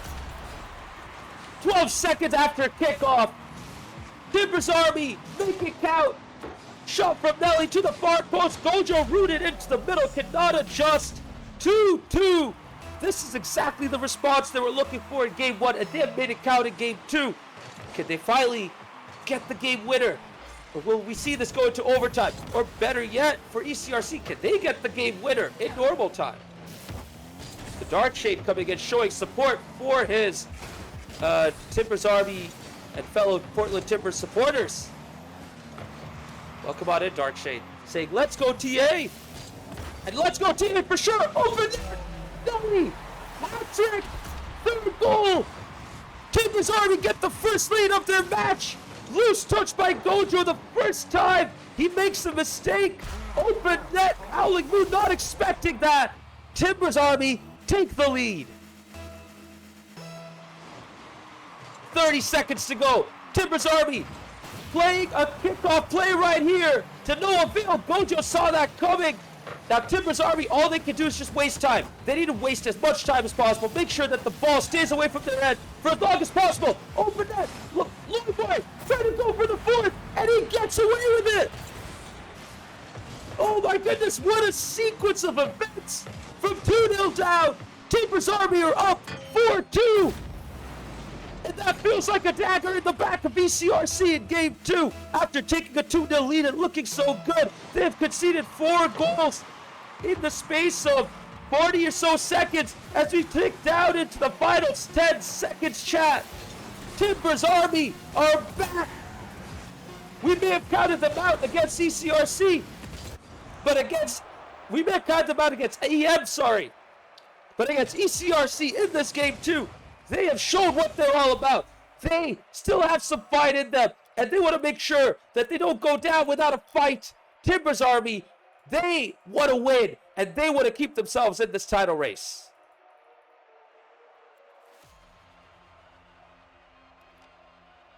Official Lucky RL, welcome on into the chat. Commenting on the comeback right here. Yeah, this is an insane comeback, isn't it? And we have a lot of people flooding into this chat for this insane matchup as well. Whew. You'll have to bear with me, folks. I am the only commentator, so at moments I might be losing my voice. I might be being quiet for a sec. So if you hear a bit of quietness, that's why. I'm also dealing with other administrative affairs because there is another match going on at the same time. Unfortunately, we're not able to stream it because we have no one else streaming it elsewhere. No one else really showing the match. EC Eternal versus El Matador is going on at the same time. We will share with you its results when that match comes to a conclusion. And I think we're just going to go with the same set of players for both sides. No subs on either end. We have the trio, Toad Death, Gojo, and Howling Moon. ECRC's best 3 versus Timbers Army's best 3. Rydog, Nelly, and Loyboy. Here we go. Kickoff sequence right here. Rydog with a fake. Loyboy to Nelly to Rydog off the backboard. Someone needs to follow that up with a shot. Rydog being the menace. Great defensive play there by ECRC. They were able to see this off. I love me some kickoff plays. I'm so happy to see Timbers Army get involved with them. We need more kickoff plays, SGL. We need more of them. It's good to see Timbers Army get going. But we're now seeing a solo play by Gojo. Big demo with 0 boost. Loyboy, though, gets back right on time. And another awkward moment right there for Timbers Army. Insane flick by Toad Death with his Masamune. Ball goes into the midfield. Loyboy having to let go of that, but Rydog also lets go of that. Loyboy takes charge, gets the first touch, cannot follow that up with the second touch. Ball loose in the middle. Nelly to the far post. Nelly, after getting his hat trick, follows up with another goal. 1-0 to Timbers Army. And it feels like that comeback from Game 2 has inspired this Timbers Army team. They look way more confident than they've ever done, chat. This is a completely different Timbers Army compared to last week. This time they have the answers. This time they have the self-belief. This time they have the creativity. This time they have their clinical finishing. And defensively, well, they have done that amazingly this season so far. And it's good to see them get back into it yet again. Loyboy with 0 boost, trying to play a pass into the middle. He has 100. He's wanting to play that, but he lets it go to Nelly. Gets away with it. Rydog now. 0 boost into the middle. Probably better off letting go of that. Loyboy getting demoed for his trouble. Nelly look a little awkward off the back. Howling Moon takes advantage of that. Equalizer. 1-1 off of a Timbers Army mistake. And ooh, that's gotta sting. That's what unraveled Timbers Army last week, is those little individual mistakes at the back. If they keep this going, they're potentially just going to lose this match, in all honesty. With how close this has been, they cannot afford to make those kind of mistakes at the back because ECRC will punish you for them. Howling Moon, Gojo, and Toad looking better than ever. If you guys remember, ECRC season came back because of Smashly and his involvement, but now with Gojo, Howling Moon, and Toad Death settling in and looking good together, I think this is their strongest trio. They're probably going to see the season off with this trio, barring several moments where they might need to make some more subs. But for now, I think they're happy enough to go with this team. Ball in the middle, Gojo interfering. Howling Moon gets the lead for ECRC. Gojo with 1B. Tries to intervene defensively against Nelly. Nelly trying to go for the save right there, but Howling Moon forces it into the back of the net like a rugby player forcing his way to the opposite end for a try. 2-1 to Timbers Army. And oh my god, just like that, Howling Moon gets his hat trick. sees the net open, and just like Bruno Fernandes against Liverpool, said, why not? I'll give it a go. No keeper back there. Why not? Gets the long shot into the back of the net. 3-1 to Emerald City RC. Still a lot of time for Timbers Army to come back, but that feels like a punch to the gut for them. They look winded right now. They need to settle in. Just get solid defensively and get back into the group because they have a lot of time. You know, they don't need to force and rush things right now. What am I trying to go for bumps and demos? Rydog with 0. Trying to go for a 50. He's going to reset. Loyboy takes charge. Nelly needs to get in a position to help out his teammate. Loyboy to the middle. Rydog could not get there. Compensates for that by trying to go for a bump. No, to Gojo. To the near post.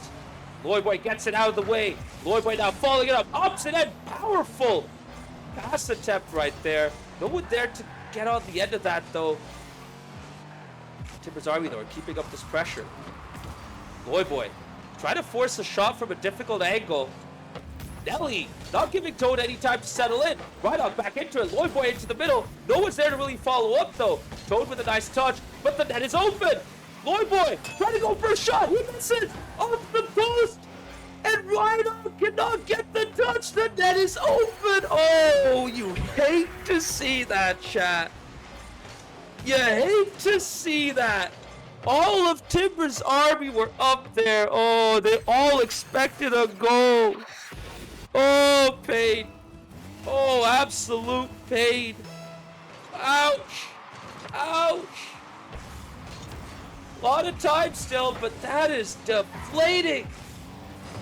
How can Timbers Army respond to that? ECRC are not showing any mercy. Howling Moon with his 4th. Great passing play. Gojo to Howling Moon. 70 miles per hour. 112 kilometers per hour. Off of Alan's BangersOnly.com radar gun. And with what looked like a terrific start for Timbers Army, Emerald City RC now take a 5-1 lead. Ooh, a little awkward right there. Loyboy now try to get back into this. Settle in yet again. Rydog towards Loyboy. Loyboy, no boost. He's going to go for that second touch regardless. Now they all need to go back. Nelly pops it up. Someone needs to follow that up because Gojo's going to get back into it. Nelly trying to go for a touch. Rydog clears it out. Loyboy getting himself set up for a touch right there. Puts it right down. Not able to get a second. Toad just says, I'll wait. I have no worries. I'll be patient. Now Rydog playing it to Loyboy, who plays it back. Gojo right there at his tail. Gojo waiting, getting a nice touch off the backboard. Hollywood waiting. Hollywood with a shot off of the post. Toad cannot follow this up. Ball's loose. Gojo shot towards the open net. Toad 6-1. Just like that. Caesar, what a time to come in, eh? All right, you got to tell me what's going on with your team. Because I have not seen any updates from EC Eternal versus El Matador this whole time. So, are you playing? Are you benched right now for some reason? What's going on? Meanwhile, 6-1. This game is done and dusted. Timbers Army are going to be going down 2-1. All that matters is, can they get some more goals? Can they get their confidence up? Or will we see a 7th from ECRC? Still time for both sides to get goals right here. Ooh, good pass right there. Loyboy just couldn't get on the end of it. Rydog now playing a touch into the middle. No one there. Gojo into the midfield. Trying to get a second touch. Beautiful second touch to the left flank. Ooh, whip there from Rydog. Loyboy need to get involved. Open net. Howling Moon towards the net. Saved by Loyboy. Gojo pops it up. Toad brings it down. 6-1 to ECRC. They take the lead yet again in this matchup. 2-1. And what a statement win by Emerald City RC. After going down 1-0, they scored 6 unanswered. Howling Moon with an absolutely incredible attacking performance. 4 goals off of 6 shots. Gojo with a Luka Modric-like playmaker performance, getting all the touches, getting all the assists. And Toad Death being an absolute menace on the attack and being solid as ever defensively.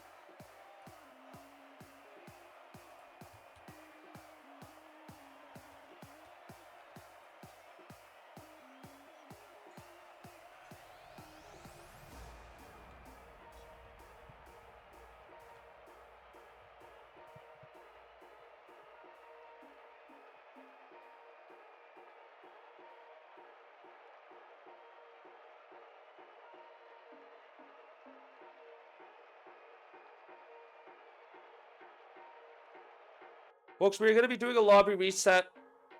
Timber's Army reporting some connection issues in this server, so we're going to be resetting the lobby, waiting for everyone to leave, and then we'll be getting back into Game 4 very soon.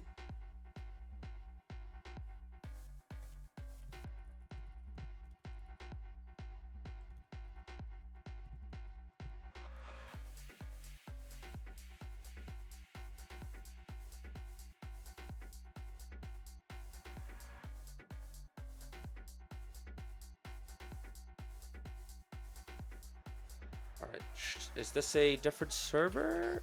Yes, it is. Okay.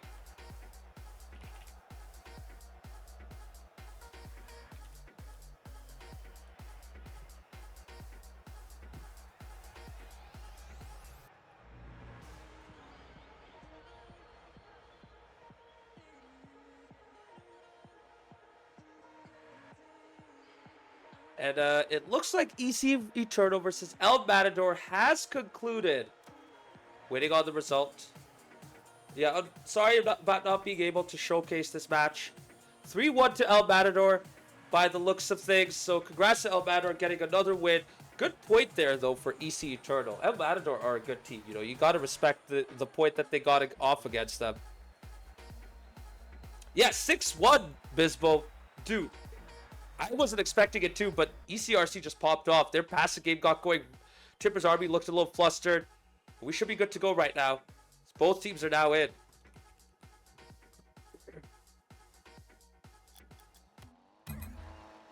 Yes, both teams are coming in right now. Same trio for both sides. Right on, Nelly, Loy Boy for Timber's Army. Gojo, Howling Moon Toad for ECRC. Here we go. Match point for ECRC. Can they seal the deal right here, or will Timber's Army take us to Champions Field?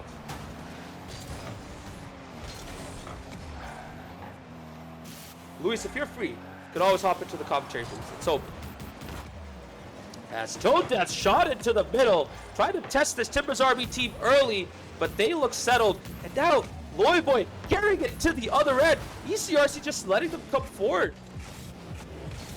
Both sides choosing to take their time. Gojo, though, makes Timber's Army pay with an incredible solo dribble goal. Look at that. Second touch, third touch, fourth. Not even letting the ball bounce down. Somebody clip that. That is an absolutely insane goal. Wow, what a start for ECRC. Courtesy of Gojo, really turning it up. Can Timber's Army do the same? Typically, we expect these kind of huge individual performances off of Loy Boy, but it's been Gojo who's been the star of the show, showcasing his incredible solo mechanics and skills. But will Loy Boy be able to turn that up? Will his teammates Nelly and Rhydog be able to make their performances count? ECRC able to get this out of the way. Second touch, though, missed. Toad Death, nice first touch, faking it, out.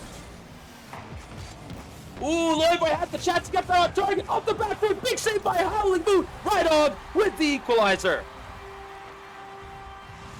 Bisbo in chat asking, what the heck is Loy Boy's car? I wish I knew the name. It's one of the brand new cars. It's, dang it, I forgot.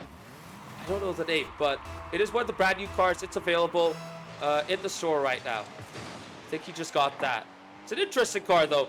Loy Boy, though, sticking with it, trying to make it count off the backboard. Nelly, he landed awkwardly on the sidewall, which means he couldn't really follow that up. Now Gojo has control. Two touches, third. Not really make that third one count, though. Allen would try to keep the pressure up towards Gojo, into the middle, into Toad. 2-1 ECRC. Textbook Emerald City RC passing play right here. Just like that, they're back in it. Christmas in chat saying Stampede. Oh, actually, it might be the Stampede. Maybe. I think so, yeah. But yeah, 2-1 to ECRC. This is not the only time they've, taken a setback. They've gone back into this very quickly. And, weirdly enough, this match has followed the same exact pattern as the El Matador Timber's Army match, where you see Timber's Army have a good moment, get a good start, or get the equalizer, but then El Matador come up and take control. Nelly popping it up, 0 boost. Rhydog now with 100, trying to make this count, beats one. Let's Loyboy take control. Can he do something right here? Flip reset? No, no flip reset. He's trying to get that dribble, though, to keep the pressure up. For Timber's Army, it's now or never. It feels like if they would have remained in the title race, they have to win this matchup. And for that to be possible, of course, they need to win this game. So they have no... Oh, Loyboy, can he get the second touch? He cannot. For Timber's Army, they need to win this matchup against ECRC because both Casey Cauldron and Matador are running away with it. And if ECRC wins, the gap widens between them and Timber's Army. And it will go from a 4-horse race to a 3-horse race. But Timber's Army is still in it. 2-1. Now, though, becomes 3-1 because Toad Death comes in, takes advantage of Timber's Army, looking a little uncertain at the back. Howling Moon not giving them any time to settle. Rhino trying to bump Loyboy towards the ball. Loyboy not ready for that. Toad Death shot it into the back of the net. 3-1, 2-goal lead with 2 minutes 16 seconds to go. Ooh, and now ECRC going for their own kickoff play right there. Set play not really working out as intended, but at the end of the day, ECRC now facing off an attack, and the shot goes to the other end. Loyboy with a good save off the backboard. ECRC's turn to defend. Right up, going for a bump. Hollywood getting bumped away by his own teammate. Shot open into the middle. Loyboy gets one back. Didn't really make it easy. It looked like his shot was initially going off target, but via a fortunate bounce off the corner, the ball goes into the back of the net. 3-2. Timber's Army are back in it, and there's lots of time, chat. Lots and lots of time. Good kickoff there for ECRC. Toad diving right into that. Loyboy, though, brings it out. Has enough boost to get something going. Cannot beat Howling Moon, though. Nelly needs to reset. He's going to go all the way back. Rhydog also spotting at an unfortunate point. And now the team just looks all over the place, and Toad Death punishes them with his hat trick. Rhydog and Nelly looking awkward in the middle. Unfortunate team bump. Rhydog and Nelly couldn't get out of each other's way, and that allows Toad Death to get back. Howling Moon in chat. I'm going to say this because you can see it. He's saying, y'all having sex in front of net, lol. I mean, to be fair, you know, one dude's on top of another. Anyways, 4-2 to ECRC. They're looking really good as we enter the final 60 seconds. AGD and Darkshade calling for a Timber's Army comeback. They have time, but they need to make their shots and goals count. Ooh, Loyboy going for a bump in the middle. Nelly misses. That was it. That was the moment. Another shot off target. Big clearance off by Howling Moon. Loyboy towards the net. He could have probably been better off playing that out to Rhydog. But there's still time. Timber's Army, though, are running out of the time they need. They need to get one goal back in it right now because this Emerald City RC side is looking so solid defensively. Toad, weak shot, interfering. Nelly, 0 boost sets. I'm going to take charge. This is mine. Rhydog with a close enough full tank of boost taking over now. Dribbling on the side. 50 off of Howling Moon. 50 not against Toad Death, though. Toad Death wins that battle. Howling gets one. So not Howling. Howling tried to get a touch right there.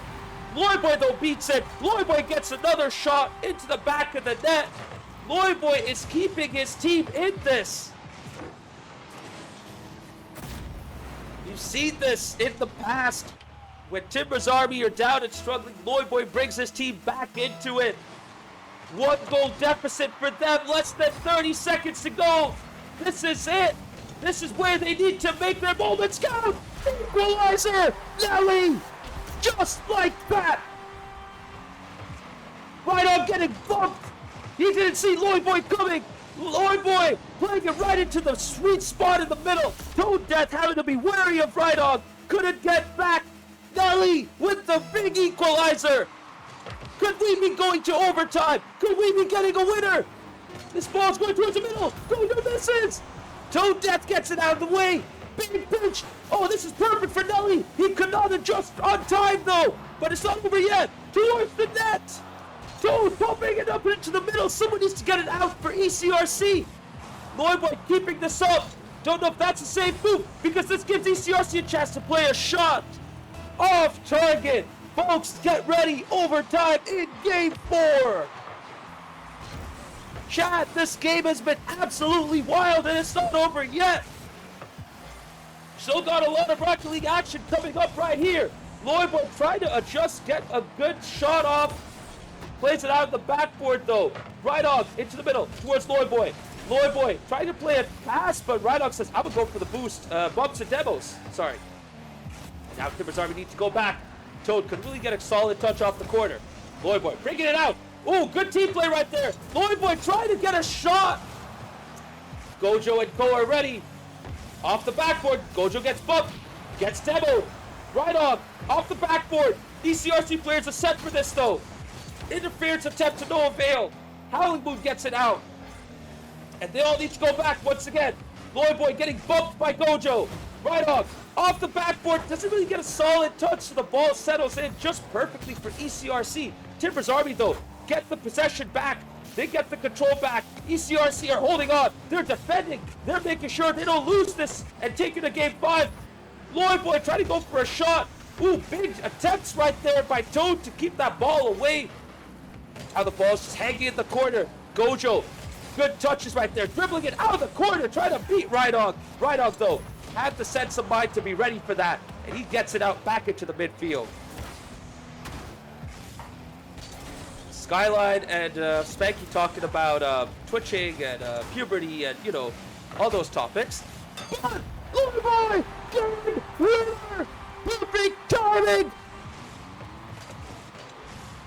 Loyboy, powerful shot, 69 miles per hour at the end. What a nice shot right there. What a nice goal. 5-4, Timbers Army. We are going into game 5. We are going to Champions Field.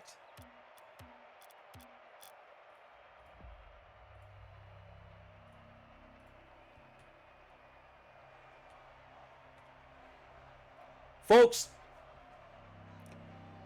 I have nothing else to say except absolute cinema. Absolute cinema. And of course, it had to be ECRC and Timbers Army doing it.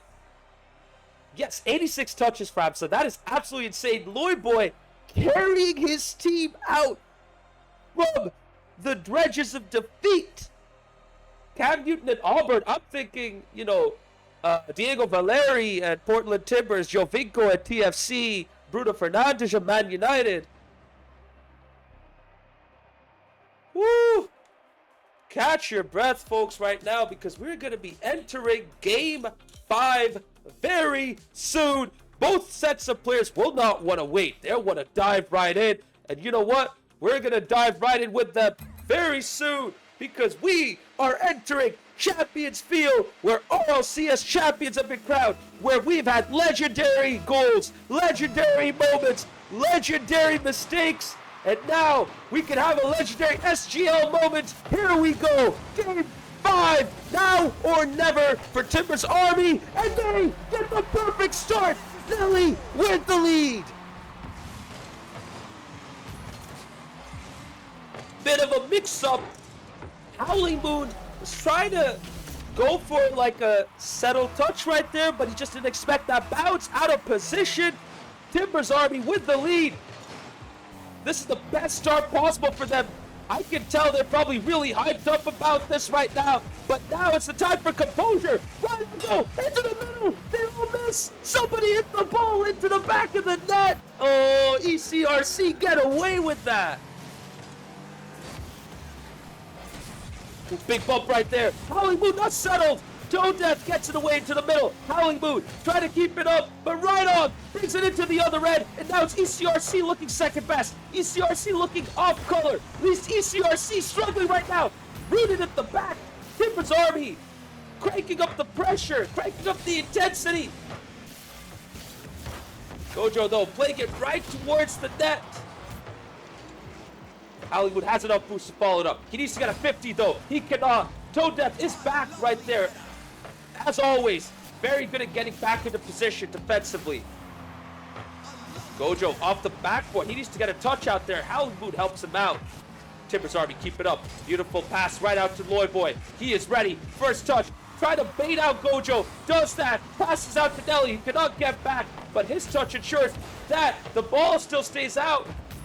Toad cannot get that shot on target. Now Lloyd Boy brings it out. This larger than life of Paul Walker. I must be missing something right there. I need some context in that message, Skyline. Anyways, Toad dead. Shot on goal. Rhydog saves it yet again. Gets it out of the way. Whip by Moon. No boost for Nelly though. He's going to get harassed. Gojo takes control. Toad Death getting set for a pass at the far post. He's going to come up and challenge that though. Rhydog to Lloyd Boy. Lloyd Boy to the opposite end. That's going to get off the backboard. Is Nelly there? No, he's not. Gojo takes control. Howling Moon gets bumped. Gojo looking awkward. Toad needs to get bumped. Toad with a big save, keeping it to 1-0 still. Serrano calling for Jordan Morris. And yeah, they need a consistent, reliable goal scorer right now. But they also need to make chances. And right now, it's Timbers already creating all the goal scoring opportunities. ECRC just struggling to create a good opening for themselves. And every time they get it out to the midfield, the ball goes back to their end. Big couple of demos by Rhydog. ECRC though still hold on. Now Lloyd Boy touching it up at the top. Gojo looking awkward. Lloyd Boy gonna follow it up. Nelly and Rhydog, they're gonna advance up. They're gonna get ready for this. 50. Howling Moon beats Lloyd Boy. Now Rhydog keeps it to the middle. This is for Nelly. Where's Nelly? Nelly says, I'm gonna stay back. I'm gonna be defensive. Fair play, but just watch out for that demo at the end, dude. Because ECRC can catch you off guard if you're not ready. Speaking of ECRC, Gojo off the corner into the middle. Toad coming up for that. With 45 boosts, he has enough to get back as Howling Moon keeps control. Beats one. Can he get a second touch off the side wall? He does. Off target. Demo in the middle. Gojo with the equalizer.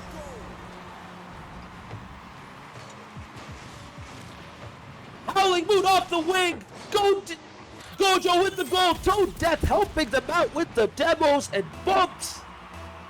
1 minute 46 seconds to go. 1-1 in this game. 2-2 in this match. ECRC already have 2 points, so they're already climbing up in the table by default. They're creating a bigger gap. They as in Timbers Army need to win this because ECRC already has 2 points. They cannot afford to lose this now. They've made it this far. They have to win this game. They have to win this match for their chances at the title. As for ECRC, these 2 games are still good enough for them, but a win will ensure that they remain in the title race. Falls loose in the middle. Big demo yet again by Toad. Now Lloyd Boy brings it out. Nice couple of touches. Toad, though, being an absolute menace yet again. It's not over yet. 1 minute remaining. Last 60 seconds. Counting down. It's ECRC who are now taking control. They have the initiative. Ball loose in the middle. Run and save. Run on yet again. I have no reaction other than this. What a save. What an absolutely insane save. I have nothing else to say. Good God. And it's not over yet. Rhydog hit the gig. This counts. No.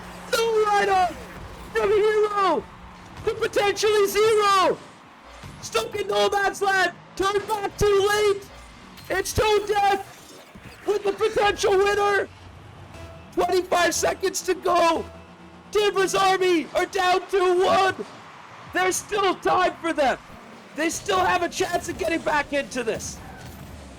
All is not lost, but they have to make it count. Nelly, dribbling, could not beat Gojo. Toad is right there, but the ball's going into the other end. Howling Moon with a loose touch to Lloyd Boy, into the middle. Nelly, surely he has to get a shot on that. Lloyd Boy interfering. Clock ticks down. The ball's going to go to the other end. ECRC, they have won this in 5. Heartbreak for Timbers Army. Elation for ECRC. What an absolute cinematic performance from both teams. They do it yet again. All the content, all of the entertainment. But all I can think of right now is poor Timbers Army. They needed this win. They needed it so badly. God, that squishy save from Rhydog was so good. And they lost it at the end. Oh, pain. Absolute pain, chat. Oh my god.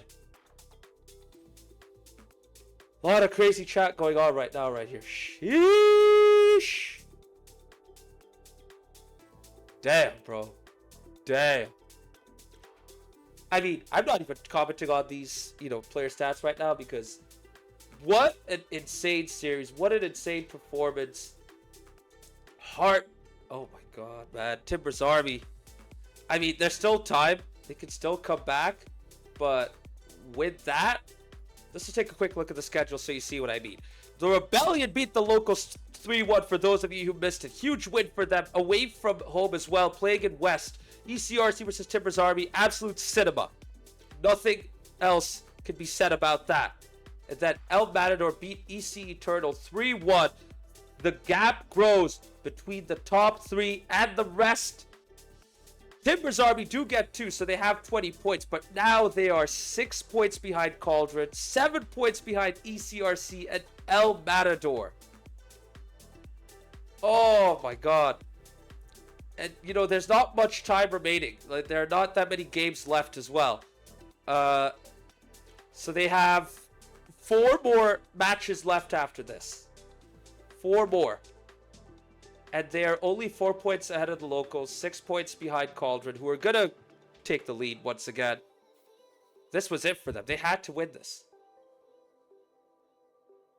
God, what an insane match. What an absolutely insane match, but also heartbreak. Absolute heartbreak. Anyways, we'll see if we have any interviews. Because we need some reactions. That was insane.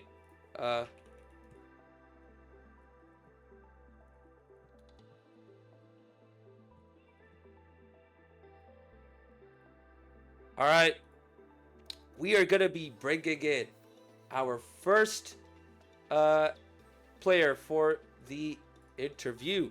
And it is going to be from ECRC. Welcome on in, Howling Moon. Howling Moon, welcome to the commentary booth. First of all, are you alright? Because that stressed me and everyone in chat out. Yes, certainly. It was definitely a fun series. Great to go to Game 5. Have it no other way. Nice to get some sweat in, and it was a good series against them. It was fun. Bro, I mean, it's one thing to get, to sweat from like a physical game, like, soccer, basketball, whatever. It's another thing to sweat in Rocket League. But you know what? I'll give you that, because that was intense. How were the comps throughout this matchup? How'd you guys keep your composure? We got on a couple hours ago and we're just trying to practice together and make sure that we were keeping our calm. So over anything, honestly, we kind of seemed calm. Just tried to keep our heads and make sure we weren't overcommitting. So if you look back in our comms, it's just kind of us just giving out comms and shouting out what we can and doing our best. See, you make it sound like it's just giving out comms and making it and keeping it clear and all, but there has to be something. Like, how do you guys keep your composure when Timber's Army come in, take the lead, and pen you back? Like, is this experience? Are you guys just used to these kind of moments, or is there something else to it? I would say it definitely feels kind of like comp threes as well, when you're playing and, you play Rocket League enough, you end up getting that feeling. You can kind of, dim it down a little bit in those important moments. And I think that was just what Toad and Gojo and I were doing there. We've been playing a lot more and practicing together. And so I think that kind of gives us a little bit more calm. We know that we can do it. We just need to put things together and make it happen. There you go. Once again, practice makes perfect. I mean, Triple C alluded to that earlier in the Rebellion interview, just playing together, practicing. He also talked about enjoying the game again. Is this something that you could say about your team as well? Like, are you guys enjoying your gameplay and having fun playing this? And could that be contributing to your performances as well? Absolutely. I mean, I think that Smashly was just kind of wanted to take a backseat. He kind of wanted to go towards chess, and so it kind of opened up some room for us to practice a lot, and we've been doing so. And so I think that that's really helped us gain our chemistry. And I love having Smashly on the side as well. I think you guys have seen anytime we sub him in, he does well and gels with the other two, and so we really just have a solid four going forward. And I think that's really our strength is not only just on the field, but through our bench, whoever we have on the sub as well. Yeah, seriously. And you know what? How much credit does Smashly get for rebounding ECRC back in this season and keeping you guys in the title race? Because now you guys are tied at the top of the table with El Matador. Of course, Casey Cauldron has a match in hand with both you and EM, but you guys are still in the mix. How much credit does Smashly deserve for that? A lot, man. He is literally the glue of this team. I mean, I think everybody here knows him. He is a ball of emotions. I love that guy. Constantly calling people out and making for fun comms and making Rocket League fun. And I think that what you were kind of saying in the last question of keeping things fun, I think that Smashly does a great job of keeping us on that fun path. It can get frustrating running and you're trying to play serious, and maybe you lose some comp games or you lose an SGL match. And I think Smashly is a great person to have on the team just for vibes, and let alone his Rocket League skills as well. Absolutely, and those vibes help big time for sure when it comes to your performances. Now, when it comes to your own growth and progression this season, you kind of started off, a little rough, just kind of struggling a bit, but now you've gotten way better. So Yes, absolutely. So I was interjecting saying shaky. Like I 100% agree. I started the series in SGL pretty rough. At least for my first couple games, I was really kind of jittery and just not fully locked in, I guess. But as the time kind of grew on, and as I've had more time to practice with our team here, it's been fully removed. So it's been great, kind of coming to these games feeling comfortable and not feeling any weird absolutely. feeling. One thing I want to highlight in terms of progression is I saw you wall dash for a little bit, bro. Was that intended or was that accidental? No, it's absolutely intended. Dog. Yes. You definitely know. I definitely can. I try to keep it to a minimum because it looks stupid when you double jump off the wall and mess it up. But Okay, quick question though on that note. Is it easy to wall dash? Yes or no? ooh, if you are going above like half speed, yes. If not, no. Does that make sense? The more momentum you have going, I feel like it's easier to get a nice little quick little wall dash. But if you just landed and you're trying to drive and do a wall dash, that's tough.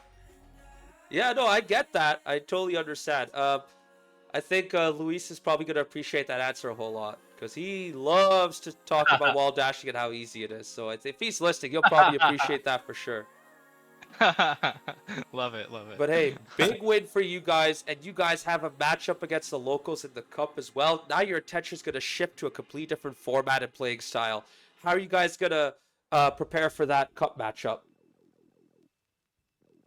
Practice and comms, honestly, and coming in with strategies. Kind of like today, we kind of came in and we wanted to come in with a strategy of just having one person just constantly going at the ball, just one after the next, and just keeping relentless pressure. And so I think doing that across any game is going to be doing us favors. There you go. Well, Howling Moon, I'm out of questions for now. Thank you for all the time here. The floor is now yours. If you want to shout out anyone, go ahead. Yeah.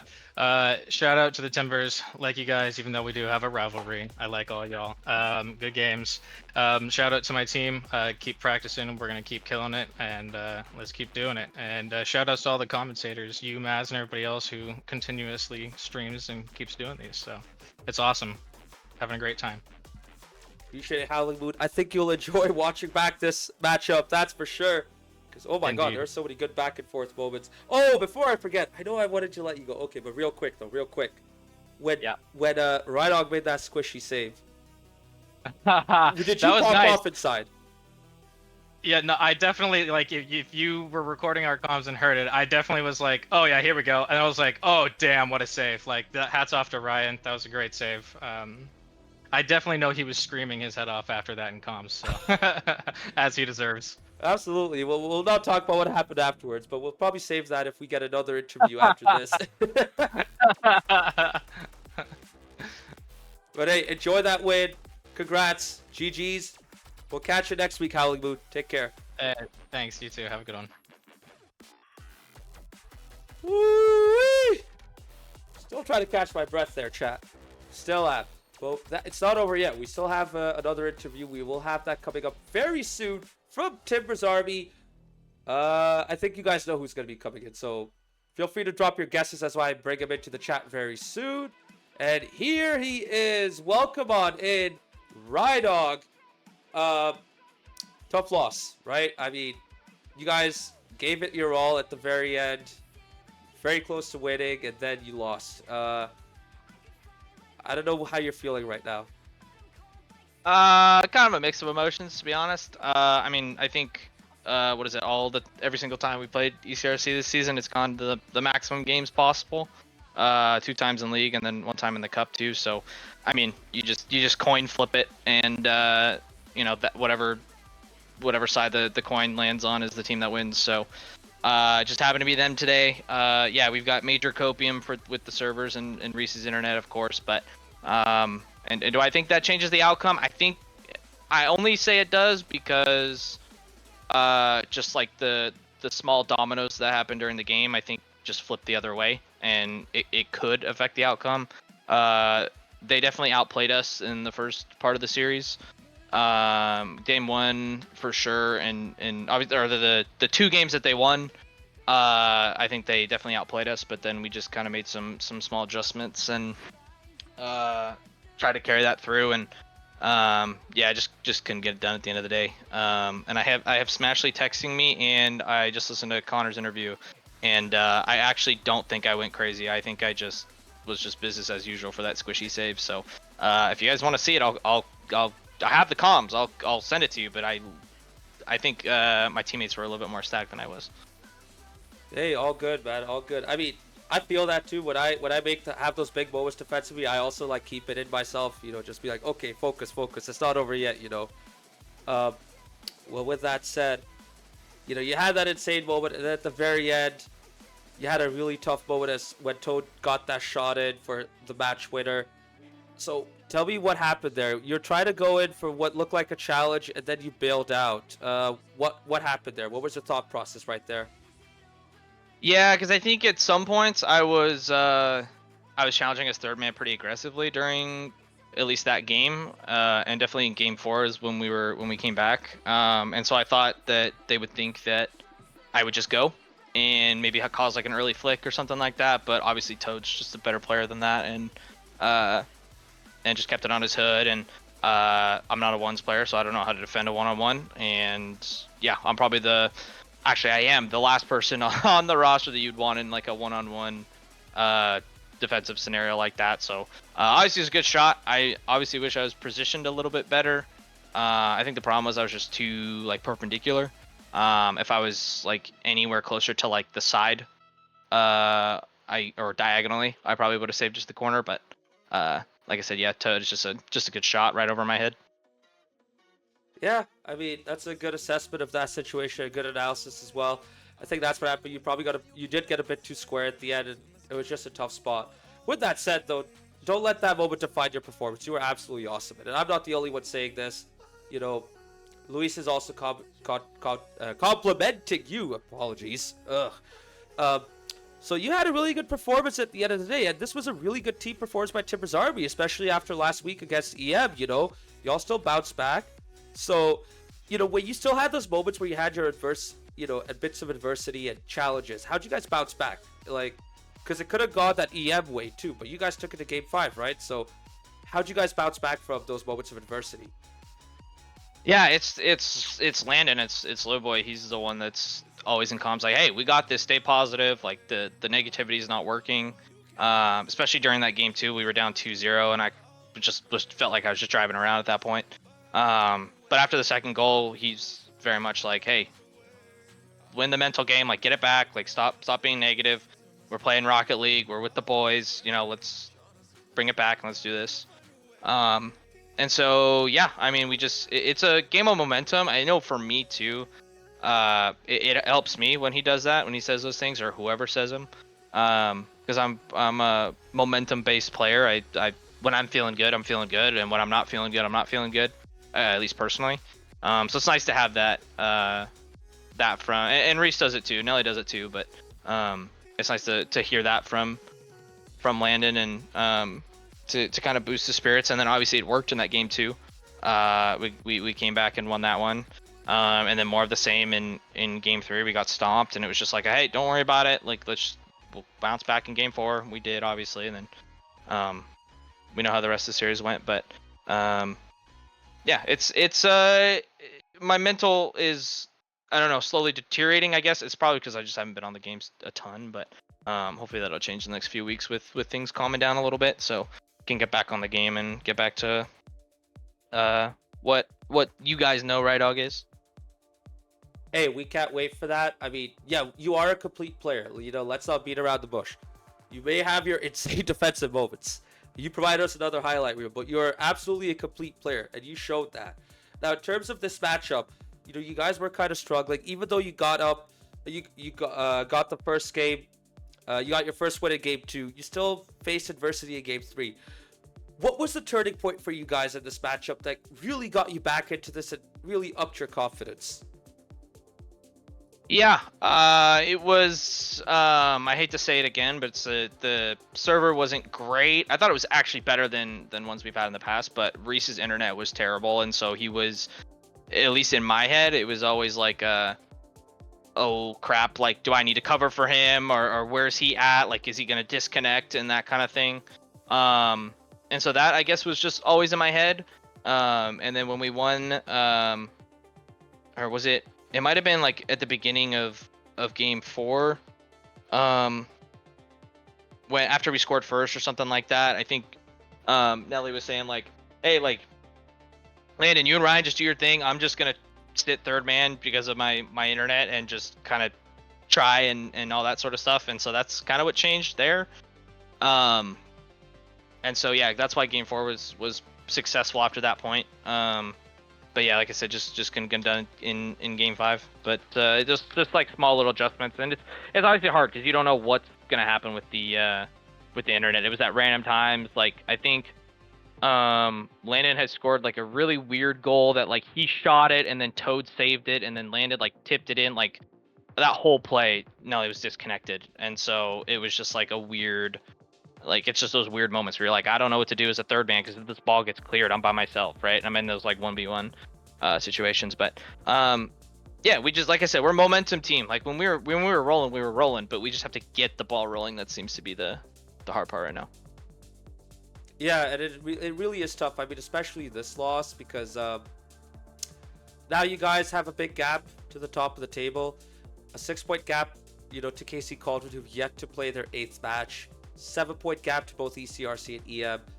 I mean, it feels like realistically the title's out of your reach, but do you guys still have that belief that you could win the league title, or are you guys just gonna put your full focus on the cup?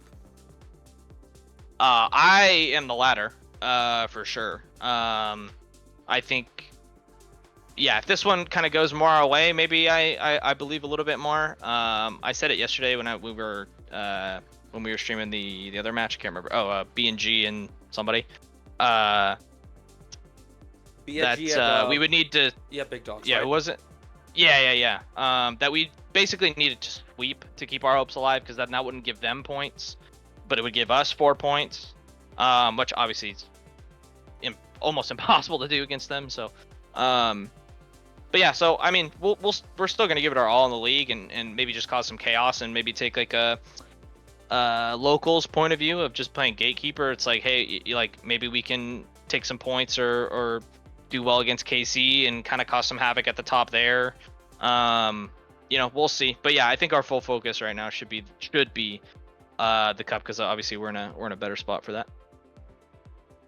Fair enough. And now, when it comes to your league, you know, because we were talking about your full focus, what would you consider to be a successful league campaign? That have you already succeeded, or do you think there's still something you guys could do to succeed in this league campaign? I think it's just end on a high, whatever that means. If that means, you know, winning series, or just playing well. I think that'll be a win. I think obviously we started off really hot in the honeymoon phase, if you will, the first half of the season. And then as all good teams, right, there's a hump or valley, I guess.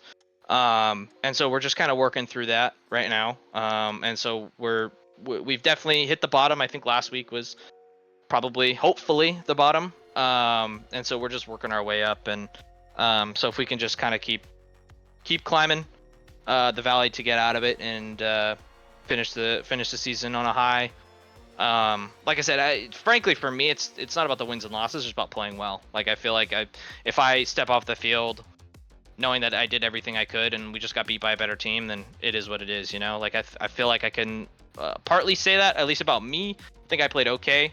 I wish obviously Reese's internet was a little bit better, but because I think that, like I said, that can turn some moments in games. But yeah, as long as we play well and we feel like we gave everything we had and we just got beat by a better team, we'll be happy.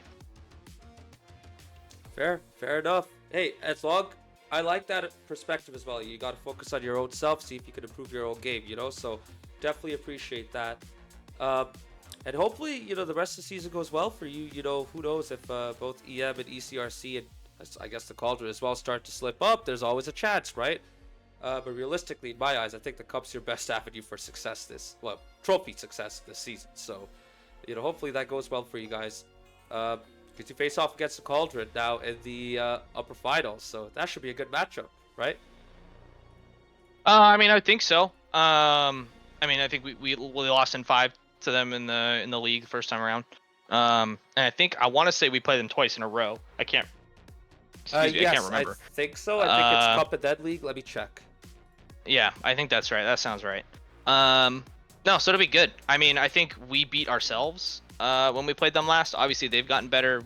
You know, we're kind of hopefully on the upward trend. So, yeah, it should be a good game. I mean, it's about all top teams. I think. I mean, stupid statement, but of course I want to win that. I think that just gives us the best avenue of success of not having to go through the lower bracket. And I think whoever comes out of that lower bracket, we would have already played.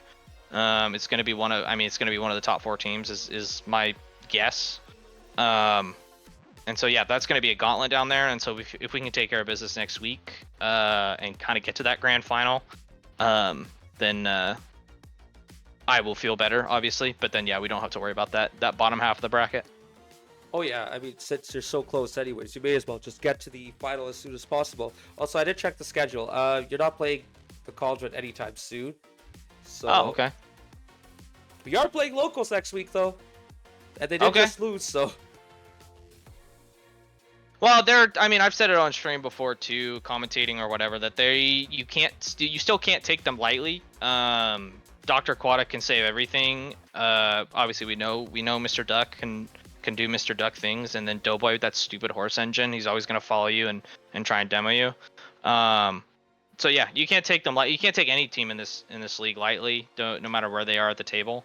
And so yeah, we'll like I said, we're gonna go in like we want to win, and we're gonna put our best foot forward, of course, no matter where we're at in the table. But yeah, when it comes time to cup time, we'll be extra ready for that. Absolutely. So KJ is asking in the chat real quick. Is it next week the Cup? Yes, it is. The upper final though doesn't need to be played out next week. Its deadline is a bit after that. So if you guys want to play against KC Cauldron next week, you can, but you don't need to. So I don't know if you want to play it soon or if you want to wait, but you have the option to wait if you want to.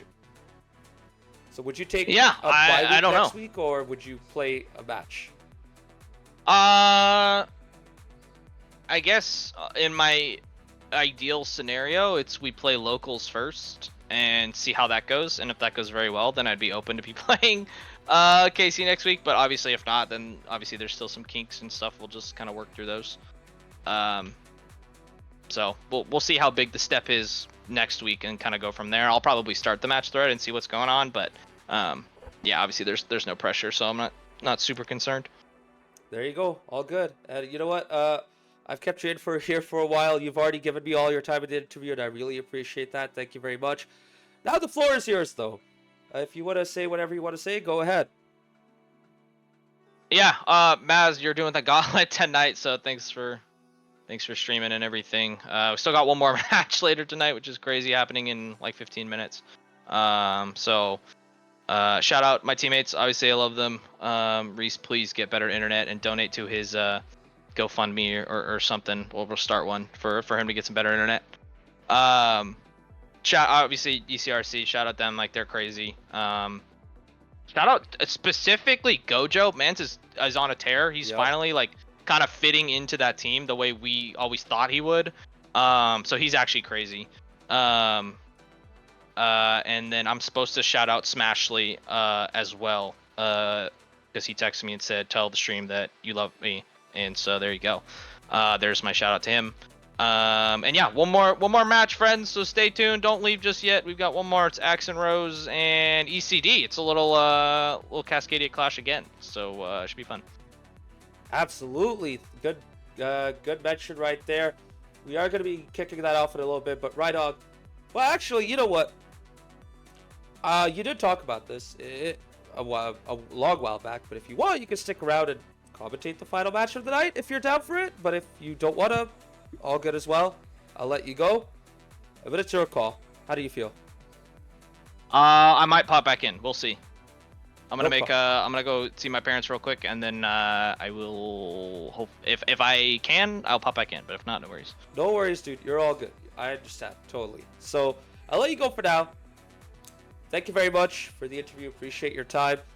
A terribly unfortunate loss, but hey, at least you guys are getting better and better. It's just unfortunate that the rest of the league's also getting better and better. But hey, keep your chins up. You guys play really well. Trust me. Like we see it. You guys play really well, and you still have a chance at the cup. So keep at it. Yes, sir. Yes, sir. Yeah. Have a good night. You too. Take care. There you have it, folks. We have had all of our premier matches for Week 9 played out. As you can see, quick recap: the Rebellion beating the Locals 3-1 in the first matchup. Absolutely incredible performance by the Rebellion. Also, a couple of debuts from the Locals: Shea Bob and Monza Death. Two brand new players coming in from the Frontera coalition. Frontera is a supporters group coalition consisting of multiple supporters groups for San Diego FC. So those guys are coming in from there. Really cool people. And, they're a couple of good players as well. So let's keep an eye on them and see how they adjust and settle into SGL. Shea Bob got 3 goals in his debut match this season. So that's a good start for him. And we'll see it probably get reflected in the stats. So, don't be surprised if his stats look good potentially. Then we had an absolutely amazing match in the mainstream. Absolute cinema between Emerald City RC and Timbers Army. Yet again, no surprises there, but still entertaining as usual. 3-2 to Emerald City RC. Then El Matador facing off against EC Eternal. I don't know why that's saying it was on Twitch. Unfortunately, it was not on Twitch. I'm going to have to update that. We had no way to stream that, unfortunately, so I'll shoulder the blame for that. Sorry about that. 3-1 though to El Matador. They keep themselves at the top of the table. Another quick recap at the league table before we move on to the final matchup. EM and ECRC both tied on points, wins, and losses. The only thing differentiating them is the game's win percentage. Of course, Casey Cauldron has the nice game win percentage, 69%. With 7 games played, that can change depending on how their matchup goes in 2 weeks' time. So in 2 weeks is when they're expected to play off their match. They can play that earlier depending on how their opponents feel. But for now, Casey Cauldron in third. But they have a match in hand to both EM and ECRC. Timbers Army, they got 2 points. They broke into that 20-point, margin. Unfortunately for them, the gap between them and the rest at the top is starting to grow. They're kind of falling further behind, but they still have a bit of a chance if Casey Cauldron, ECRC, and EM slip up. Then you have the Locals on 16 points, getting their 6th loss of the season against the Rebellion, who have now gone into the double digits in points. And then EC Eternal, unfortunately for them, still at the bottom with 6 points. But what's amazing to see is every single team has had a win at the very least. And, you know, you have teams, even at the lower end of the table, who are causing problems for teams at the top. I mean, Rebellion got their 2 wins against Timbers Army and the locals. You know, so those 2 teams are quite tough to beat. And the Rebellion did a great job against both of them. So props to them. Props to ECRC and EM. Props to Timbers Army for a great performance. And props to EC Eternal for coming in with almost a brand new team in all honesty. And they're still causing problems. Getting a point off against EM is, you know, a decent achievement for them. So they should not be too disappointed by that. And then in the championship, quick recap. I mean, these matches happened last week. Or sorry, not last week. A few days ago for the most part. Steel Army at the top by 1 point over BG Old Timers. Steel Army beat Los Verdes in 4. And then BG Old Timers swept EM Big Dogs, which is why they both are at the top right there. EC Defiance are in 3rd. And they will be playing off against Axe and Rose SC tonight. And that will be wrapping up our week 8. As you can see right here. That's the final matchup for tonight. We will be kicking off in about 10 minutes, chat. So stick around. We're almost there for the final matchup tonight. As we will be kicking off Axe and Rose and EC Defiance very soon. Folks, I've been yapping for a whole lot. My voice has started to give way a bit. It's also late at the night. So, at least, you know, in the East Coast. So, I'm going to take a little pause. We'll be right back. But we won't be gone for way too long. Stick around. We will be kicking this matchup off in less than 10 minutes.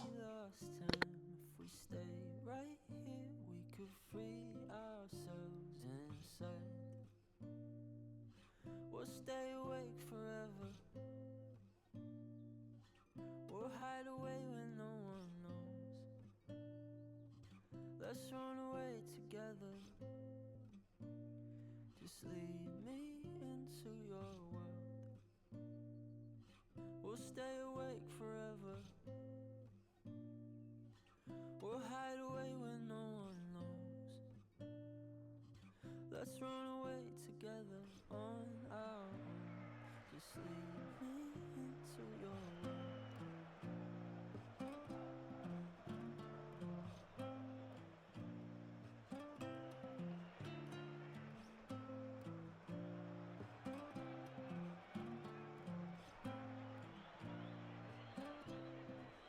Waiting for no one. We're heading straight up for the sun. They'll never notice. We'll take these cities on our own. And all I know is that we lost time. If we stay right here, we could free ourselves inside. We'll stay awake forever. We'll hide away when no one knows.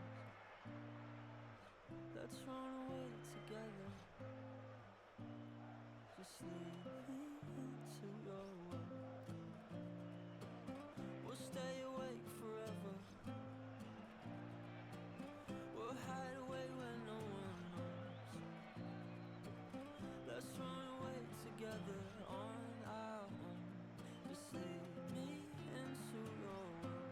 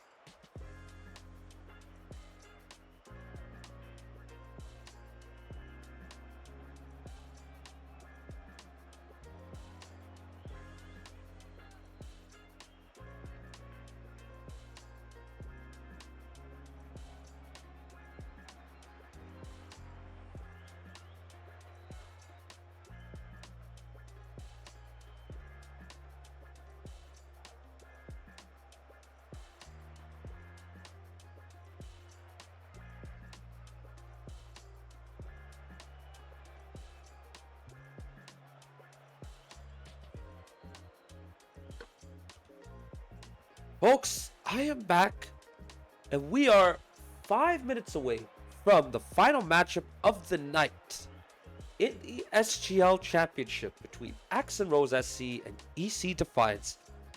This match will wrap up our week with all of our Week 9 matches for the Premier having been played tonight, and with 2 of our SGL Championship Week 8 matches having been played earlier in the week.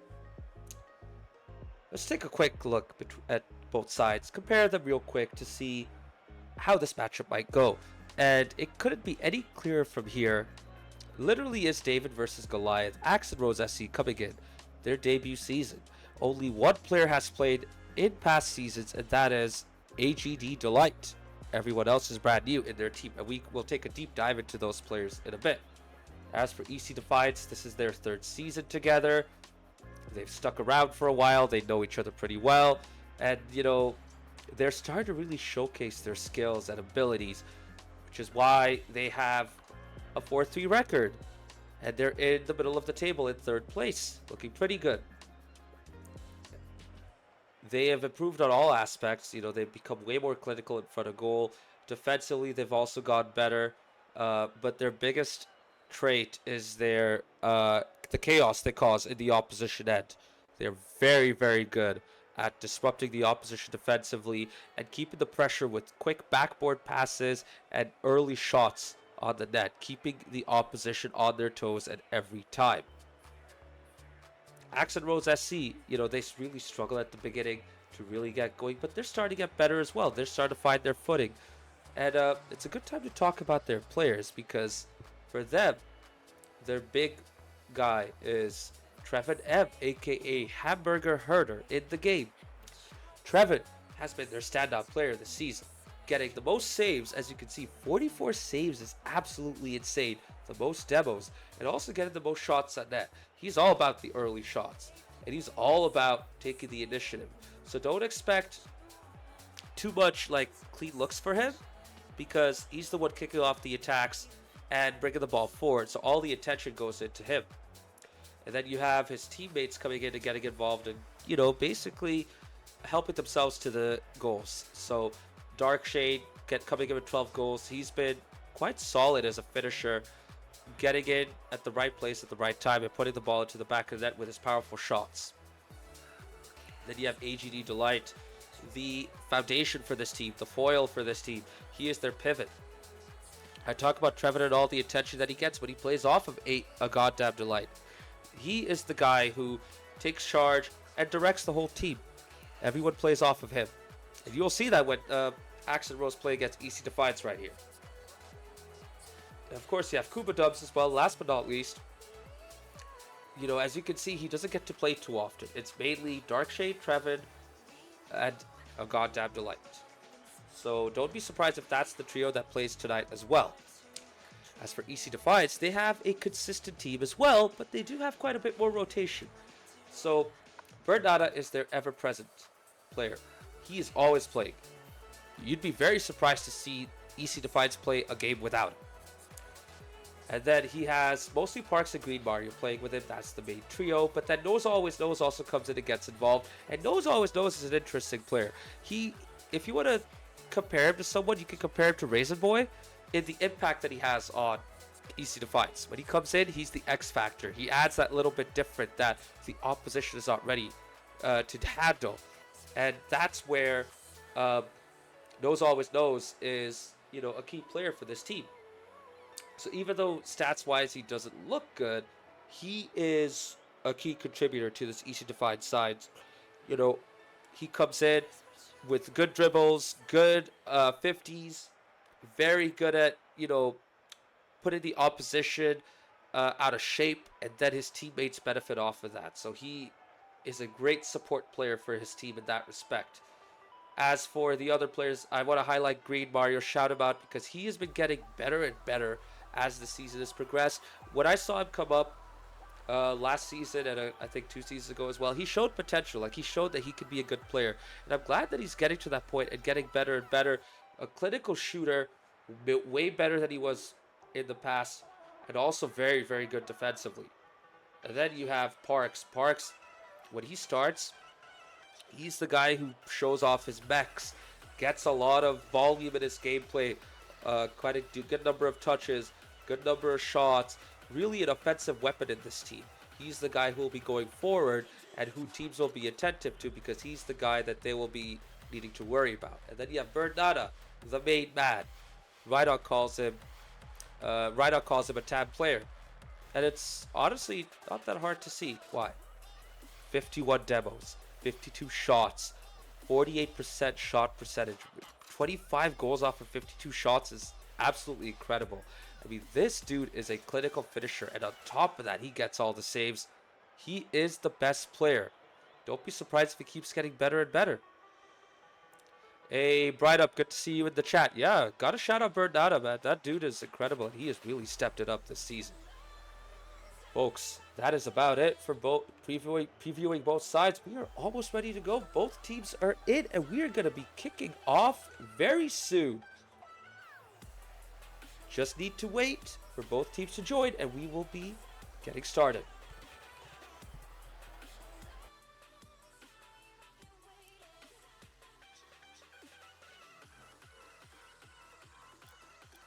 And here we go. Both teams are coming in. We'll see who the starting trio is for both sides. We're still waiting for a third for Max and Rose, and there he is. He is in. So as you can see, Bernada, Nose, and Parks for EC Defiance, Hamburger Herder, aka Trevin, a Goddamn Delight, and the Dark Shade. Here we go, Game 1 in Mad Field for our last matchup of this week. It's interesting to see Hamburger Herder go back to the Scarab. I thought that was just a gimmick, that he wanted to introduce for the cup match, but he's going to stick with that for this matchup against EC Defiance once again. Playing a part, though, getting a save right there. And now the ball goes to the other end. Darkshade chasing this to the opposite side. Bernada, though, gets it off of him into the midfield. A Goddamn Delight with a nice clearance out to the opposite end, but gets demoed for his troubles. A lot of time for Nose to build up, but he gets rushed by the Darkshade, who brings it out. Hamburger Herder trying to take control. Weak second touch, though. Ball's loose. Goddamn Delight takes shot. Going for a 50. Bernada with a nice save into the midfield. Green Mario cheering for EC Defiance as well as Christmas, and I guess Kelsey as well. Stepping up and showing support for the Seattle contingent. Oh, what a shot. Bernada with a second touch. Folks, that's what I'm talking about with his improvement. Look at that. Nice first touch, setting himself up. That is not accidental right there. He rolled that car to make sure that he can direct it to the far post. Great shot, great finish. 1-0 to EC Defiance. And really, it's no surprise that EC Defiance have taken the lead right here. We'll see if Axe and Rose can get back into this. In the Cup tournament, when they faced off against each other, EC Defiance swept Axe and Rose. So in all honesty, if Max and Rose can get a game win, that'll be good for them. If they can get two, even better. I'd say that would be a good match for them. Because this EC Defiance side is solid, and they're a tough cookie to, break down. There's Goddamn Delight trying to get the second touch, but to no avail. Passing to the middle. Both Nose and Parks committing. Now they both need to go back. Bird's already back in position. Hamburger Herder trying to get a second touch right there to no avail. Ball gets cleared out. Goddamn Delight now into the middle. Towards Nose, clears it out as well. Now this is a bit of a back and forth affair right now. Ball going from one end to the other like it's a volleyball game. Bernada takes control. Ooh, nice challenge right there from Delight. 0 boost. Now Bernada's coming up. Parks gets it away to the opposite end. Time for Axe and Rose to build up something right there, though. Without any boost and without any control on the wall, they have to concede the ball yet again. Bernada with 0 boost off the backboard. This is perfect for Nose. Gets the time to set up for a shot. Off of both posts. Gets away with it. Third shot off of the crossbar. EC Defiance are unlucky right there. They should have had a second. Axe and Rose get away with it. Still 1-0 as we go into the final 2 minutes. And for Axe and Rose, they've had a couple of good moments, but they haven't had too many good chances. A lot of defending that needs to be done. Once again, Delight getting involved, keeping that ball out of the back of the net. Darkshade hesitating. Hamburger Herder couldn't really get there. And now Bernada centers it. Nice clearance though from, looks like Herder. Goddamn Delight in the back. Oh, he's in trouble. Oh, the ball is loose. Someone needs to touch it to the back of the net. Herder though gets back in time to get it away. Nose takes control with his frosted Fennec. Ball out to the opposite. Darkshade with his own Fennec. Could not really get back to that because he had no boost. Delight trying to go for a shot. Gets beat. Ball's loose in the middle. Someone needs to be back there. The Darkshade is back there. He lets it go. Whips galore. Shot into the back of the net. Delight tries to save it with the butt of his Fennec. Couldn't get it. And EC Defiance get the second goal that they absolutely deserve.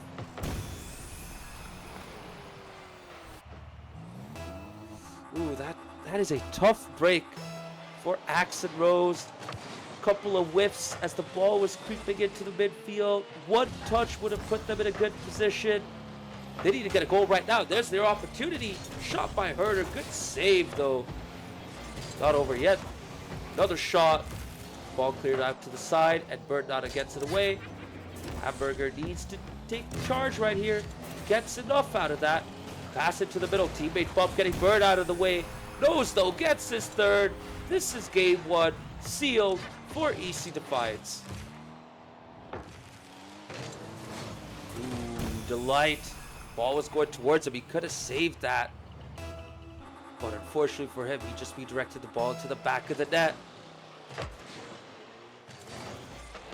And this has been a tough game one for Axe and Rose. They had a bit of a decent start. They had a shot on net as well. And since then, they've just been second best throughout. Just, you know, trying to hit the ball to the other end. And EC Defiance are always ready for it. They just look really comfortable defending against this team. Darkshade, though, going for a bump. Open net. Herder into the middle. Goal for Axe and Rose. With 34 seconds to go, they reduce the deficit to 2. It's 3-1 to EC Defiance, courtesy of Herder getting the goal right here. Nice, powerful 64 mile per hour, 103 kilometer per hour shot into the empty net. Still lots of time for Axe and Rose. If they can get a goal right now, they can make things a little interesting. We'll see if they can break open this Defiance defense like they did just now. Shane getting it out to the middle. Towards Delight. He tries to get there, but Parks beats him to it. Ball's loose in the middle. No, it's going to play a pass out to Parks. He can't make it. Bernada goes for that. Now the ball's loose. Hamburger Herder waiting in the middle in a tough spot. Parks off of the crossbar. Unlucky, but the game is over. EC Defiance win game one. Still not over yet, though. The ball still hasn't touched the ground. Darkshade says, all right, that's enough. EC Defiance getting a solid game one win. 3-1 to them. And they looked really good. Once again, as you can see, Bernada taking charge. 1 goal, 2 assists, 2 saves, 47 touches. And folks, that is almost double the touches of AGD Delight and the Darkshade. Or better yet, 1 touch less than both of them combined. Hamburger Herder only getting 25 touches as well. I mean, that says it all, doesn't it? They've had the control. They've taken the initiative. And Axe and Rose have to play EC Defiance's game right here.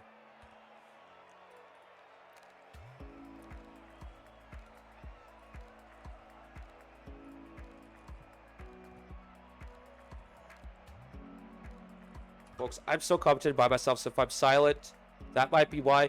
But I am joined in the booth. Finally, I am not alone. Welcome on in. Timber's Army's Rhydog. Rhydog, thank you for joining me here finally. Glad to have you right here.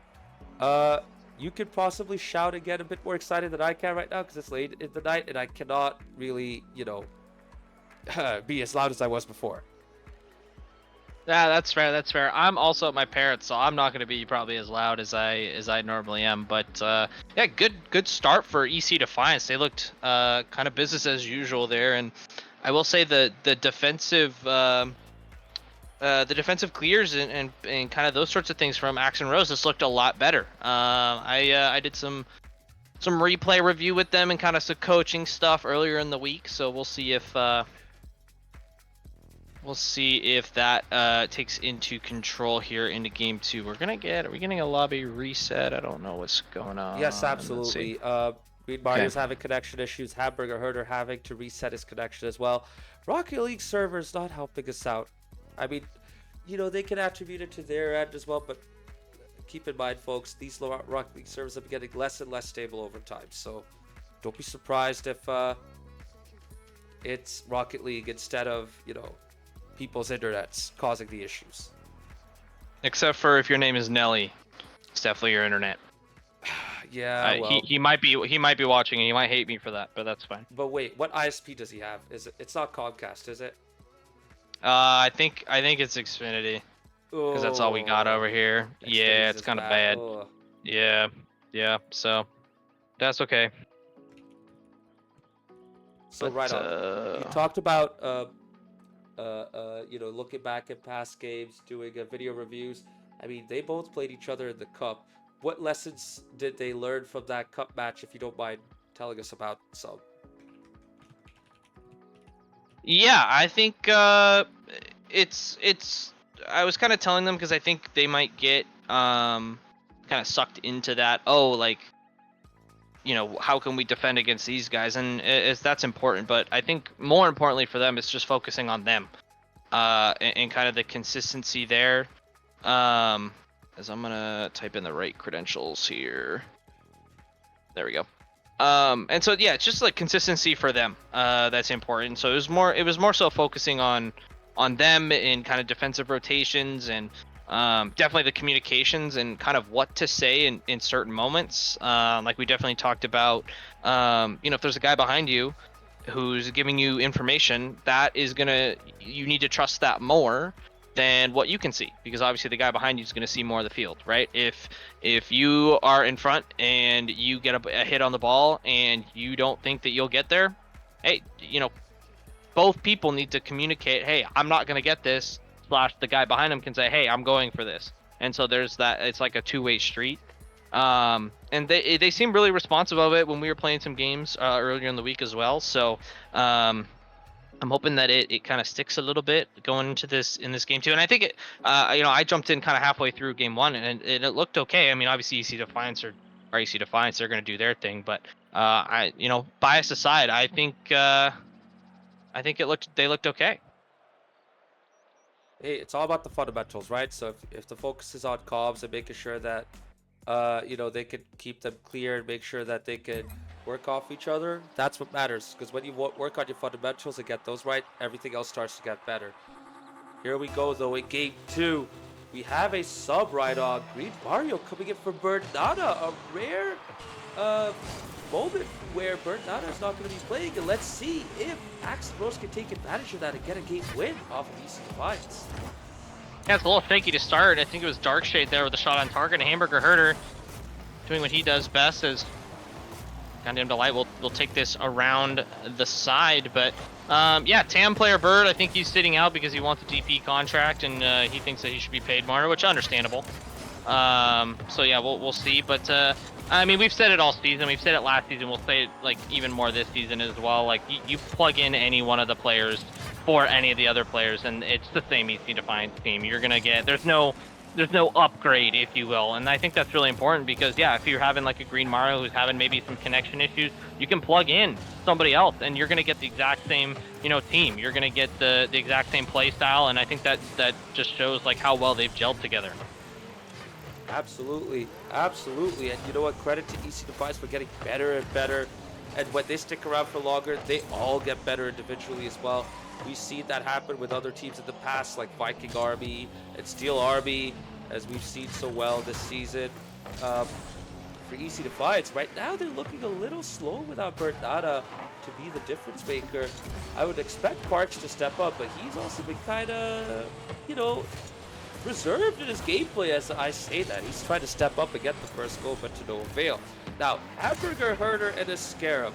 Do you have any insight to offer us about that? Because I thought in the cup match he was just doing it for funsies, not expecting much, but here he is again with the Scarab. So what's going on? I can't remember what he was playing with in our matches. I want to say it wasn't an Octane or a Fennec or one of the kind of the big three, if you will. So I think he's just doing it to have some fun, and honestly, I respect it, honestly. And it's not like he's played bad. He played really good. He's going to get a demo and almost an assist from Darkshade there scoring, but that net is open, and Delight is going to get Axe and Rose on the board. It's a really good bump play there from Darkshade. Yeah, I wanted to highlight that as well. This is where they've been getting better. They've been getting into their playstyle and settling in, and one of the key aspects of the playstyle, Rydog, has been those bumps and interferences after a backboard pass, and they've made it work right here, so 1-0 to them. Best start possible, but not over yet, because if you give EC Defiance the chance to get a shot on goal like that, they will make it count. 1-1, courtesy of a power shot from Green Mario. Yeah, it's just an awkward bounce off the corner. That's a really good kickoff from EC Defiance, and it's just kind of awkward from all parties involved, except for, of course, Green Mario just puts that ball in the net with his beautiful Lambo. But here comes Axe and Rose on the attack. Hamburger Herder not getting the touch that he wants, and we'll start again. But yeah, we see the offense finally showing up as Green Mario will get a shot just wide, and a 50 coming out of the midfield. But yeah, I expect these games to be fairly close. Yeah, this has been very close for sure. I mean, last game it was EC Defiance taking over and just having full control. This time, though, EC Defiance have had to be a bit more wary, a bit more careful with their gameplay, because Axe and Rose have the capability to punish them and catch them off guard. But right now, it's all EC Defiance Rydog. So Axe and Rose in this situation, I mean, they've seen the video reviews. You've talked about this with them. How do they deal with a situation like this when they're pinned back? Yeah, I think it's a lot of communications, and I think that's what's gotten better over time for these guys is you know, I'm doing this, you're doing that. As we see a double fake, we'll call it a double fake. It's not going to allow a goal for EC Defiance. Scary moment there on the defensive end, but yeah, like I said, the comms have been really, really good. As that shot's going to be on target, noses back in time. Rex and Rose, Delight can't get the shot on target this time, but yeah, their defensive rotations have been a lot better, so it's been very, very nice. Like I said, the communications have been really good, more informational rather than just saying, you know, I'm back or I'm you know, whatever. It's, hey, I'm in net, or hey, I have 20 boosts and I'm on the midfield boost, you know, that kind of thing. And so I think that's been really helpful to this team kind of judge, you know, hey, what should I do now with the information that's given? Yep, absolutely. I mean, it's one thing to figure out what your teammates are doing just by watching their gameplay. It's another to hear it off of them too. And you know, Rocket League has given us the benefit of seeing our teammates boost, but that's not enough. You know, you also want to know where players going, what their approach is going to be, if they're going to go for a bump or if they're going to go for a shot. And right now, speaking of which, Axe and Rose, you know, they've not done too bad, but it feels like they're just going for early shots a whole lot. So they probably might need to mix up their game. Would you say the same? Yeah, I think so.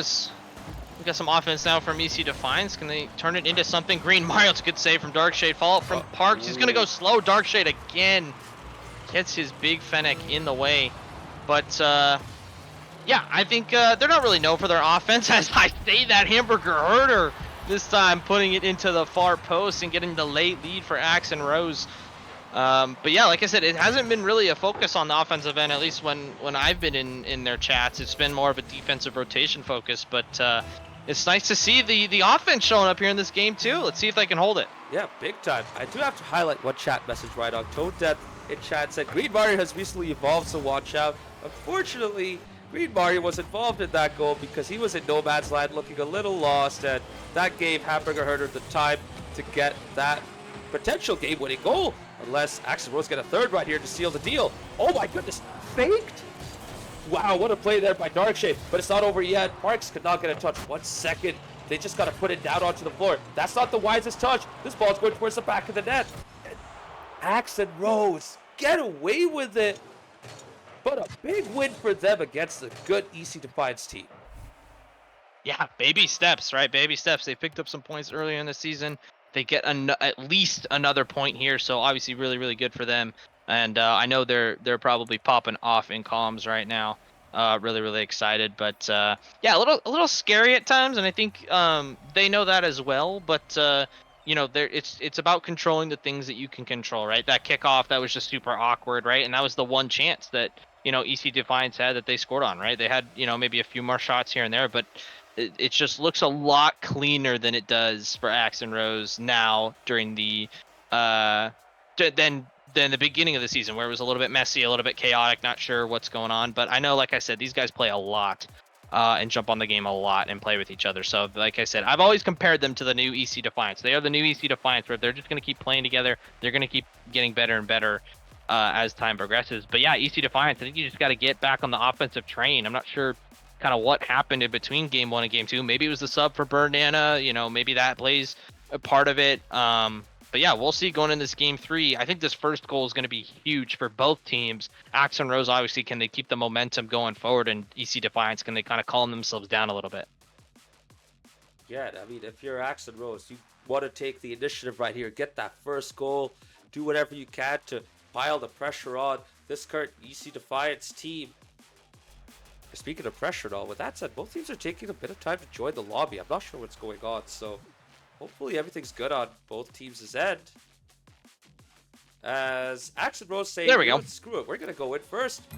But, oh, both teams are in. Very nice. Okay, good. I was not sure about what was going on there. But here we go. Game 3 at DFH. We are guaranteed a game 4.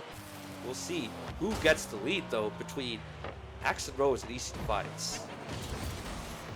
Yeah, I think if you're Axe and Rose, right, it's more of the same. You played really well in that other game, so can you kind of repeat that as this ball's going to float over? Delight Parks is going to be there. We'll call it a pass over to Green. Mario is going to try and get this one on target. That one's going to be a Minecraft anvil off the crossbar, and it's going to be cleared out. Not quite. Axe and Rose on the back foot. Knows this time Minecraft anvil again. Double commit coming out.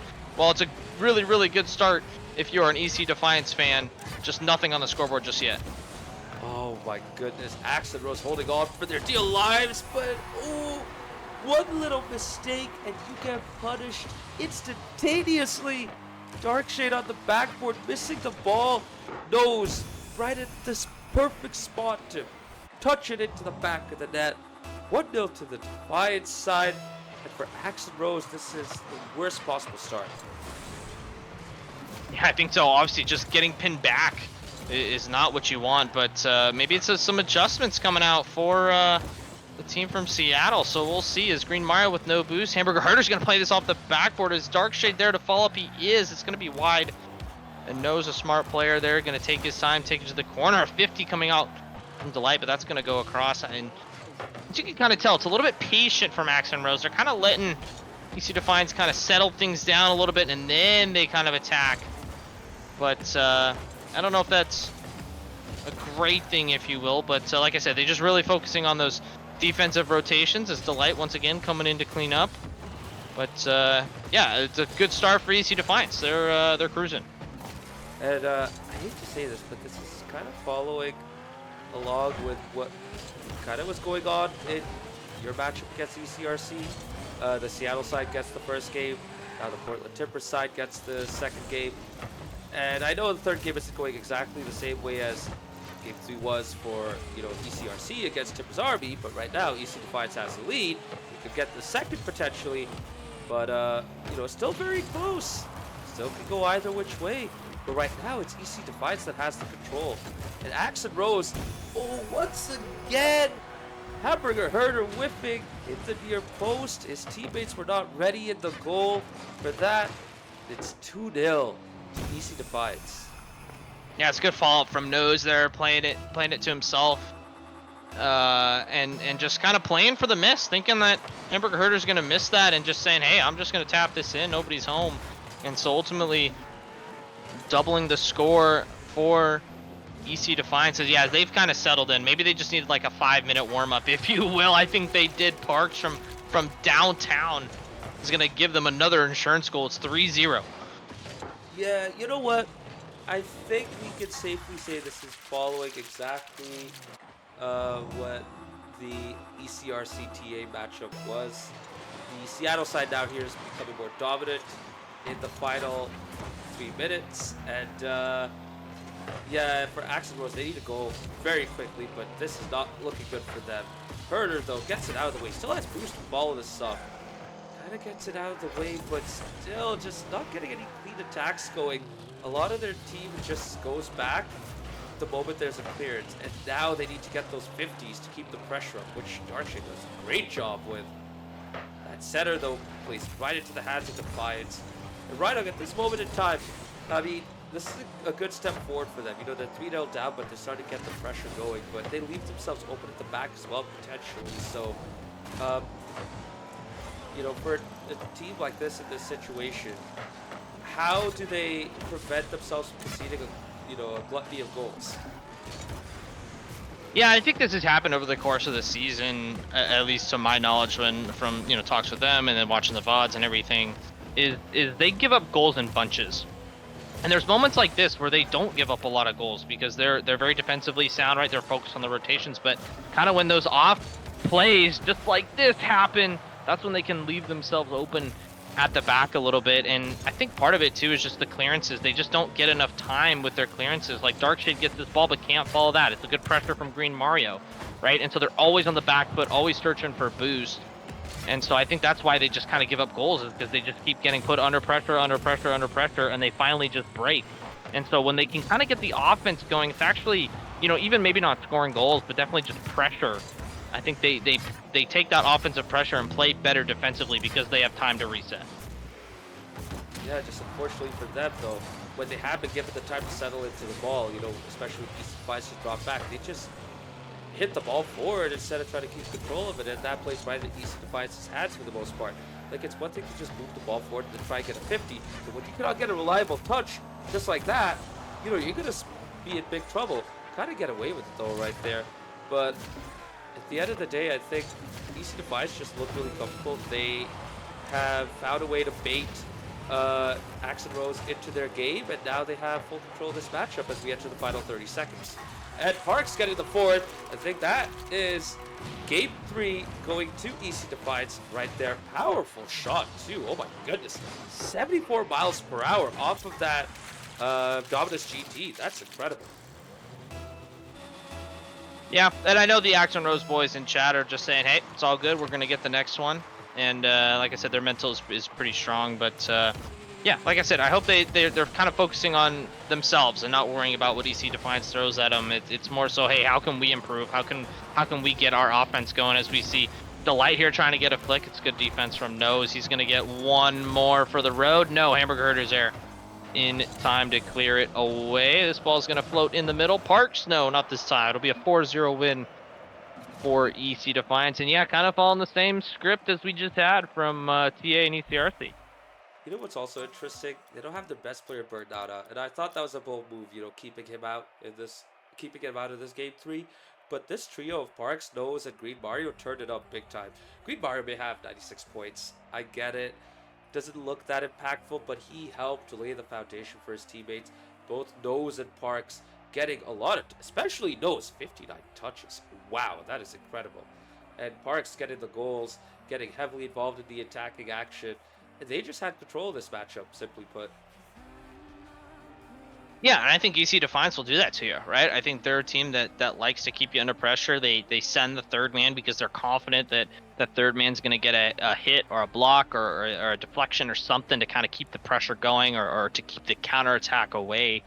And yeah, so if you're Axe and Rose, your clears have to be spot on and have to be away from pressure and away from these guys, because they're just going to pump the ball right back into your half and make things awkward. And that kind of goes hand in hand with, if you're always under pressure, you're not going to have a lot of boost to continue with those clears. And I think you saw that in that game 3 there, where you just saw the ball just getting pumped back into the Axe and Rose half, and they just didn't have boost to deal with it, or they just had an unfortunate whiff. The ball has a weird bounce and stuff like that, and that just that happens. That's Rocket League. And so yeah, credit to EC Defiance for keeping the pressure on. But once again, I think this first goal is important to see how the rest of the game goes. Absolutely right, Og. And you know what's also very important? Bernada's still out. He's still not in yet. That looked like the best opportunity for Axe and Rose to get the first goal. I think it looked like Darkshade was just stuck at the back there. Ooh, awkward moment right there. Open net, but no one from Defiance is there to get the first goal. Barely get it out. Ooh, I'd say both sides got a little lucky right there, because it could have been 1-0 for either side of that little sequence. Yeah, on the offensive end for Axe and Rose right to start, and then the quick counterattack for EC Defiance. Nothing going so far, but once again, it's EC Defiance here on the attack now. Nose gets a demo on Darkshade in the back half. It's not going to be a quick follow-up, but nobody's really going for the ball. Parks is AFK. We're going to see what's going on with that here shortly, but we'll see what happens in the meantime. Darkshade is going to play this out into the corner. He's going to play this over into the middle. Nobody's there as we see a bump. Do we know if he's I've checked. lagging or... Okay, perfect, perfect. This is a sign of him being disconnected with the way he's just paused like that. I wouldn't be surprised if Okay. he get disconnected. Oh, there it Yep. is. Sparks is out of here. So we'll see how that kind of affects the game moving forward. I'm not sure what the rules Yep. are for this. Is Darkshade is going to put it in. It's 1-0 This for Axe and Rose. Down a man. EC Defiance. Yeah, Maz, I don't know. What's the play here? Well, the problem is we've gone past the 30-second threshold, so we cannot have a lobby reset. Parks has to get it right on time. He just does. Unfortunately for him, his team is behind. That little 2v3 spell was perfect for Axe and Rose, because now they get the lead. Let's see if EC Defiance can bounce back from here. Yeah, Parks is back in the game, so we do have a 3v3. We're back. We had a, yeah, we'll call it a 30-second, even though it wasn't really a penalty.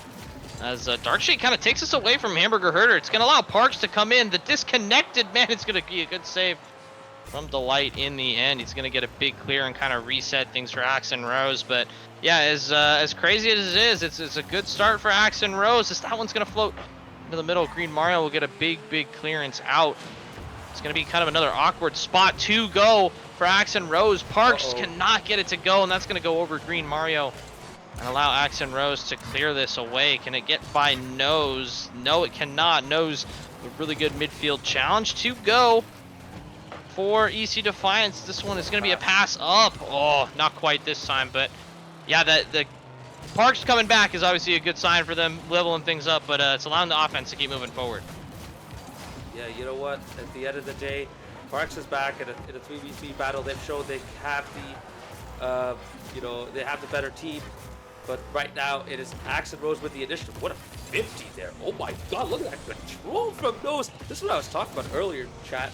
He has been so much better with those situations.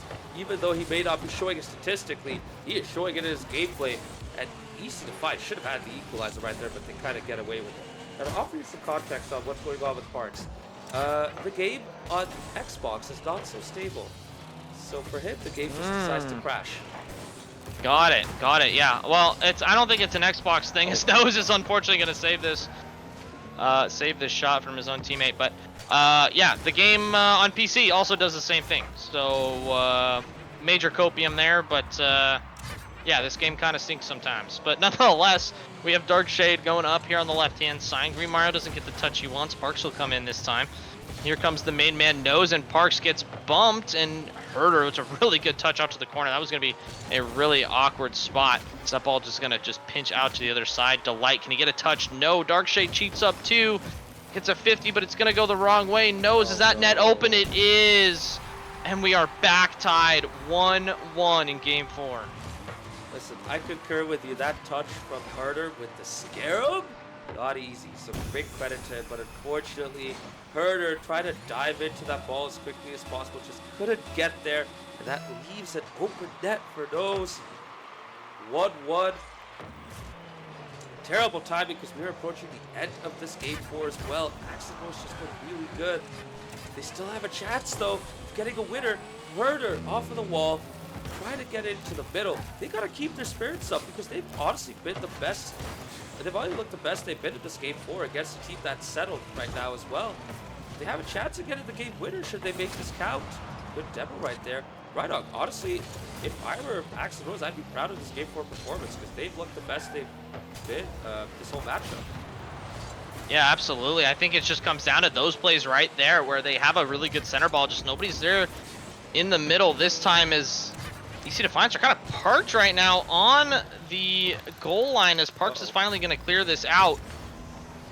Going to take it around the corner. Hamburger Herder's going to get there in time. Can he follow it up? No. Nose is going to be there. Darkshade is going to clear this out. Can he follow this up? No. Green Mario comes up this time, and it's going to be a 1-on-2 for now. 2 go from Axe and Rose. Are we going to send this to overtime, or is there going to be some late match heroics? Green Mario's going to grab the boost and turn. No.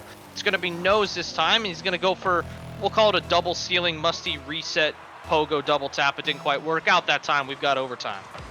Oh, a double commit kickoff right there from Defiance. Bold move. Didn't really make it work, but now they have to defend this. So far, they've defended it very well. Nose getting a first touch. Aerialing. Keep control. Oh my god, open net. Parks. Oh my god, what a 50. This ball's tackling in the middle. And Darkshade gets the game winner.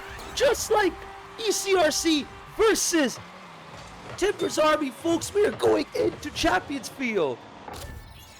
And I want to say that we won game 4 in overtime as well. So the script, is the script the same? Is it flipped? Who knows? But nonetheless, it's an Axe and Rose victory in game 4. And for the, I mean, I don't know about the other games, but at least for the second time tonight, we have Champions Field. God, this is absolutely insane. I mean, we're getting a treat right now. I think at this point, would it be a surprise to see Bird Nada come in? But with that said, with what Axe and Rose have, you know, had to deal with this season, with how much they have struggled against a lot of sides, you know, with like the disparity in this matchup, folks, for them to be in Champions Field with 2 wins over EC Defiance, absolutely incredible. And dare I say it, absolute cinema. Yeah, absolute cinema indeed. And I know they're confident now going into this game 5, Axe and Rose. And I said it these past 3 games, but I think this first goal, once again, is going to be very, very important for either team, right? It's Axe and Rose. Can you keep the momentum going? Can you keep Defiance struggling? Of course, we are going to see Birdnana back in the lineup for Green Mario. And so we'll see what's going on there. But yeah, I think for EC Defiance, they have to score first, and they have to score 2 or 3 goals right off the bat for them to get confidence and to kind of close up this match. As I would like the other team to join. Oh my god. Well, lobby reset. Lobby reset. We will be right back. Unfortunately, we're gonna have to. We're icing the kicker this game 5, but chat, put who you think's gonna win. Let's put a 1 for Axe and Rose. Let's put a 2 for EC Defiance. Let's see what we got. I'm gonna pull up chat on my phone to see. We've got some 2s in chat from Kelsey and Spanky. Green Mario pumping up his own team. Caesar taking the Portland route. I love it. I love it. Yes, keep them coming. 1 for Axe and Rose, 2 for EC Defiance. Momentum says TA or Axe and Rose. But history might be on Seattle's side, especially from earlier tonight. So right now I have an ad for chocolate, so I don't know what's going on. But yeah, absolute cinema series. 2 game 5s. Like I said, I just know more about Axe and Rose because I've jumped in comms with them. I know that they're confident, but if I could jump in comms with them right now, I'd just be like, hey, calm down, you know, relax. Like, guys need to keep playing the way you are playing and keep the communications up. It's good. It's really, really good. And for Defiance, I think, yeah, bringing Birdnana back into the lineup is going to be a good thing for them. You know, that TAM player on the DP, the TAM player on a DP will want to be a DP contract, but yeah, here we go, Maz. Champions Field, game 5. Oh, Nose trying to go for that first goal right there. Parks in the middle towards the far post, off target with Bird Nada in. I mean, not gonna lie, EC Defiance are the favorites, but you never know. In SGL, we've seen upsets happen. So we'll see if Axe and Rose can pull out a massive upset right here. Ooh, off the backboard. Oh my goodness, hack! AGD Delight had it. Open net though, and Hamburger Herder tried his best to get back, but Nose takes the lead. I was wondering where the third player was, but we had a roll 1 in the net. Props to them for keeping it. But yeah, if you're Delight there, you just got to take your time. You have no pressure there. You don't need to go quickly. You just kind of hang out and wait for a controlled touch. But nonetheless, yeah, this first goal is super, super important. And it was scored by EC Defiance. Here they go again. That one's going to go off the post, but the pressure right now for EC Defiance. And they're kind of hanging back a bit, which I kind of get, but against this Axe and Rose team, when you score a goal, you have the potential to score more, so I say go for it. As for Axe and Rose, they have held on. They just cannot afford to make any mistakes. Bernada trying to go for a shot on target. Oh my goodness, great defensive effort at the near post. And Herder finally gets it out of the way, flicking the ball over with his tiny scarab. Ooh, AGD Delight getting away with it as well, committing to that very early. Now everyone's at the back of the net. They need to get out, and they need to start putting up some pressure. Herder has a chance to get it on target. Good defending by Bird right there. Right, honestly, even though they went behind, they're still looking pretty good, and they might have a chance for an equalizer. Yeah, here it is. Darkshade's going to get this ball. Hamburger Herder's going to go. It's going to bounce off the crossbars. Is there going to be any follow-up from Axe and Rose? It's going to be a touchback, but nobody has boost at the end of the day. Darkshade's going to play this up. Is somebody going to come up? No, it's going to be Parks this time. Just going to clear the ball as this game kind of stalls out a little bit. It's unfortunately going to be another double commit there from EC Defiance, so something to watch out for, kind of the boost management. But I think their touches have just been too good right now, and they've been keeping the pressure very, very well, as we see another long clear coming out from Axe and Rose, as there's going to be a demo from both sides, temporary 2v2, but nothing coming of it for both teams. Darkshade's going to play this off to the corner. Hamburger Herder's going to backflip, try and get it by Parks. He is on the second attempt, but is there a follow-up from Axe and Rose? No, maybe trying to go for some demos here, but here comes Nose. He's going to play it over to the side. Parks this time wants a piece of the action. Not Bird? quite as Bird Nana is having some issues in the back, but there's going to be no follow-up, and that's not going to go in. That net was open and just couldn't turn the car around. And here comes Delight. I know Bird Nana's also on Xbox, so Xbox might also be having some problems. As Hamburger Herder's going to follow this up, Nose and Darkshade both go. Bird Nana lost connection. He might be back. Can this be another Action Rose goal for them as Bird Nana joins back?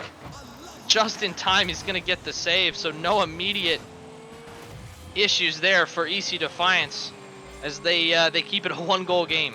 That is absolutely insane, right on. They had the chance to get the equalizer. Oh, but cometh the moment, cometh the pain. Miss. Parks able to get, oh, second chance right there.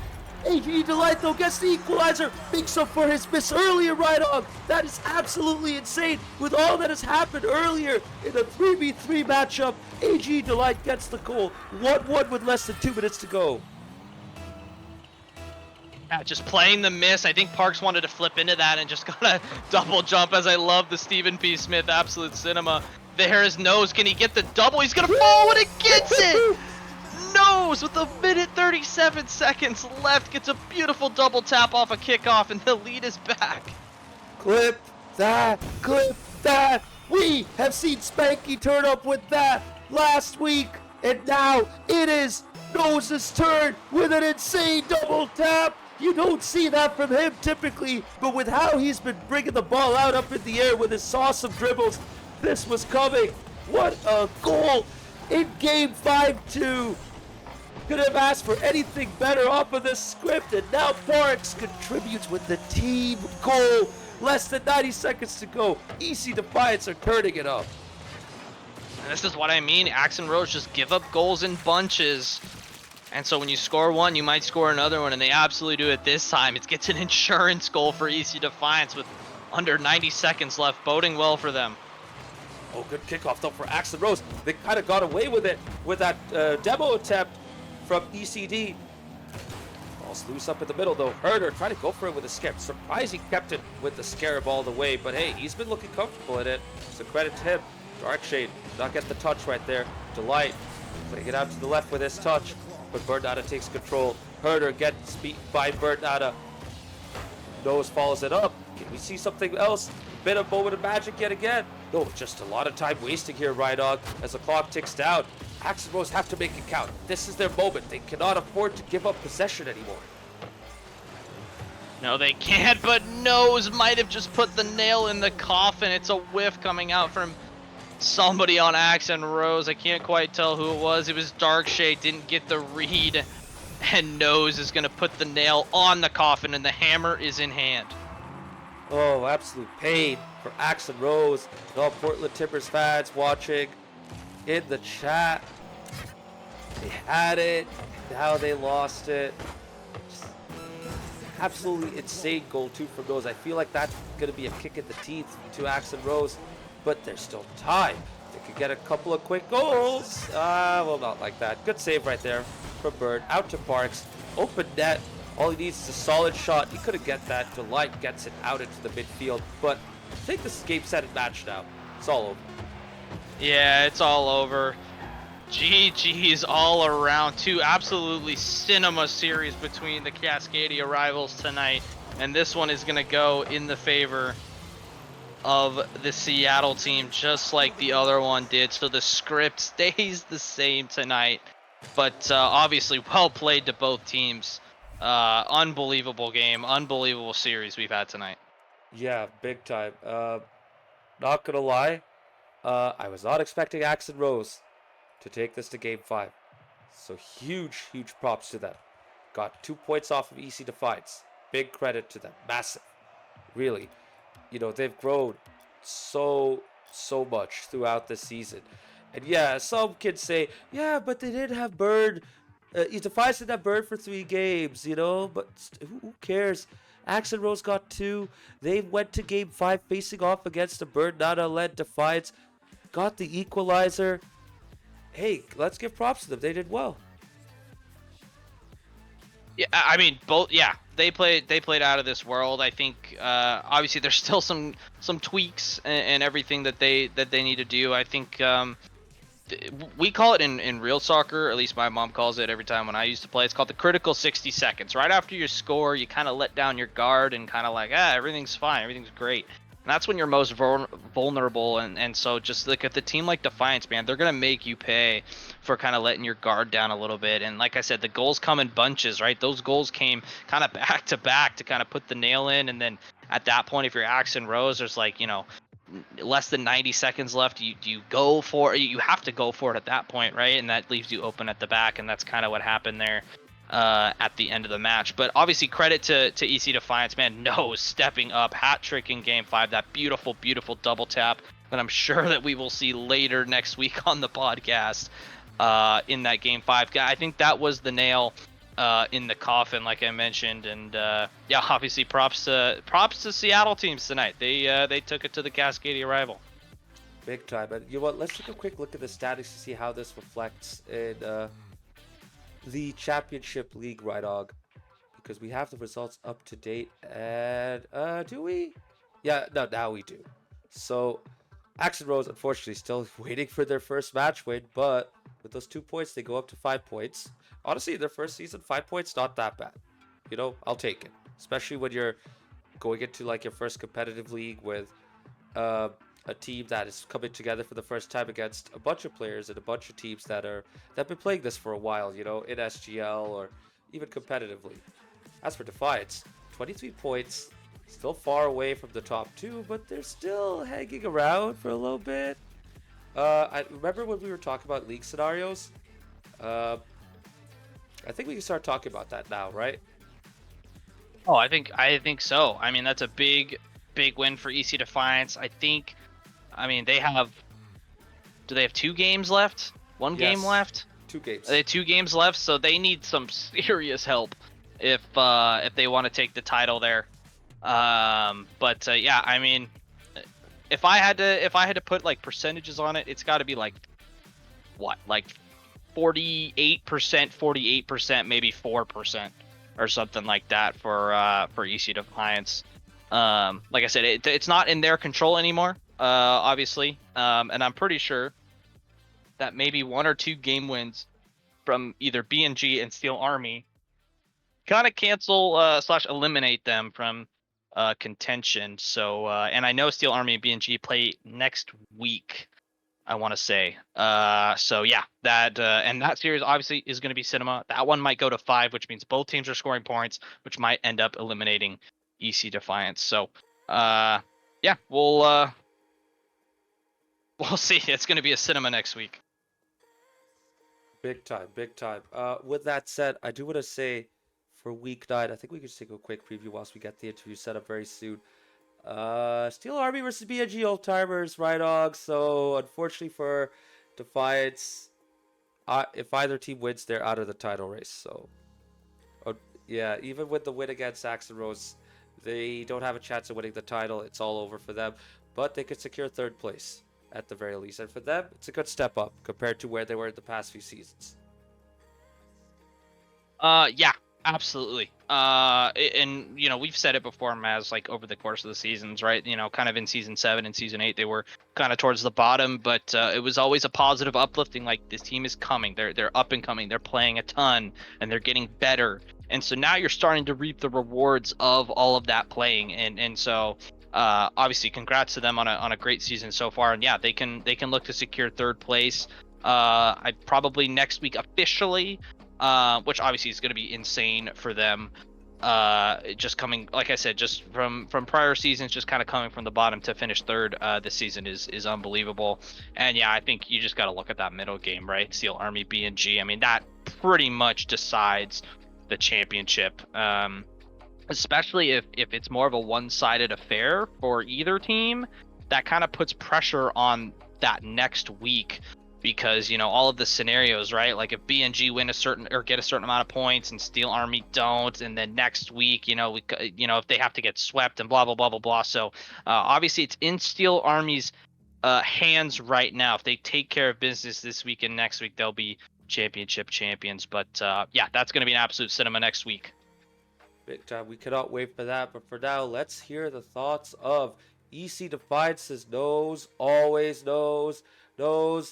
Big win. You guys got into game 5 against Axe and Rose. Always a pressure moment, but y'all delivered. Starting off with your insane double tap. Talk us through that. I'm sure y'all popped off when that went in. Maz, right on, what's up?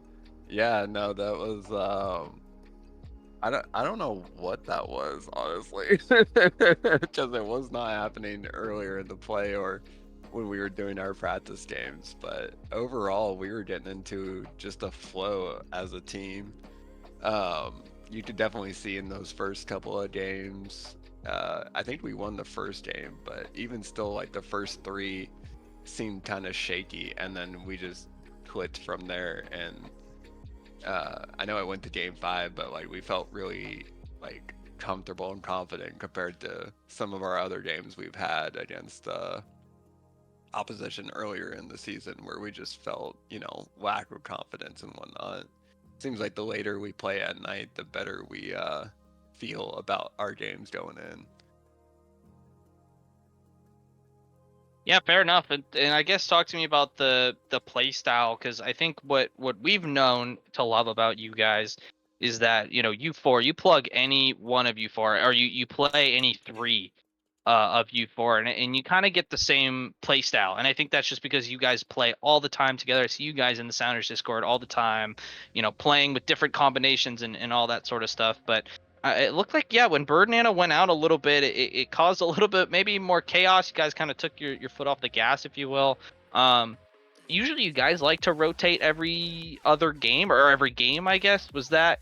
But I think he was off for 2 games. Was that planned? Was that due to like that? I know Xbox was having some stability issues you guys had throughout the series.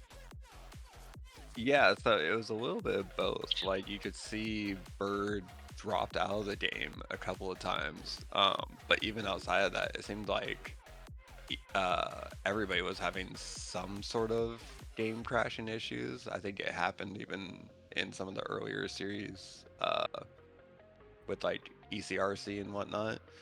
But yeah, going into it, normally we're very much like, hey, we do the same rotation. We do always, one person in, one person out, try to just be fair across the board. Going into the day, though, Bird pointed out, you know, how many games everybody's been playing. So he specifically volunteered to kind of fall on the sword and try to, get everybody more games. Parts specifically didn't play any uh, during our last series, which I think also was with Ads and Rose, just because of work and other stuff. So, just trying to be fair across the board, and we feel so comfortable playing with all of each other, and like each other so much that it's just a good time. Yeah, on that note, Nose, I am curious about how you will set up for the final 2 matches of your season. Because I don't know if you heard in the stream, but you're pretty much out of the title race at this point because Steel Army and BNG are gonna play against each other next week. Whichever they're team so wins is good. gonna prevent you guys from winning the league. So what's your Yeah. mindset gonna be like for the last 2 matches of the season? Honestly, you did tell us that we're, second from last or second from the top, and we're probably gonna play exactly the same. Definitely when we feel like we need to lock in, our comms get louder and tighter versus a little bit more relaxed and just more conversational. But honestly, we're just gonna do what we always do, just kind of show up and just have a good time. Absolutely, and I Heck hope yeah. we get to see more rotations in your lineup as well. Rada, you probably had a question. You can go ahead. I don't. I mean, it was just gonna be more so of you guys doing your thing, and obviously you're climbing the table. I think we'll have to go officially, through the math, and if this happens and this happens, then this happens, and all that sort of stuff. But right now, you guys are sitting pretty in third place with, I would say, a pretty good chance of kind of solidifying that.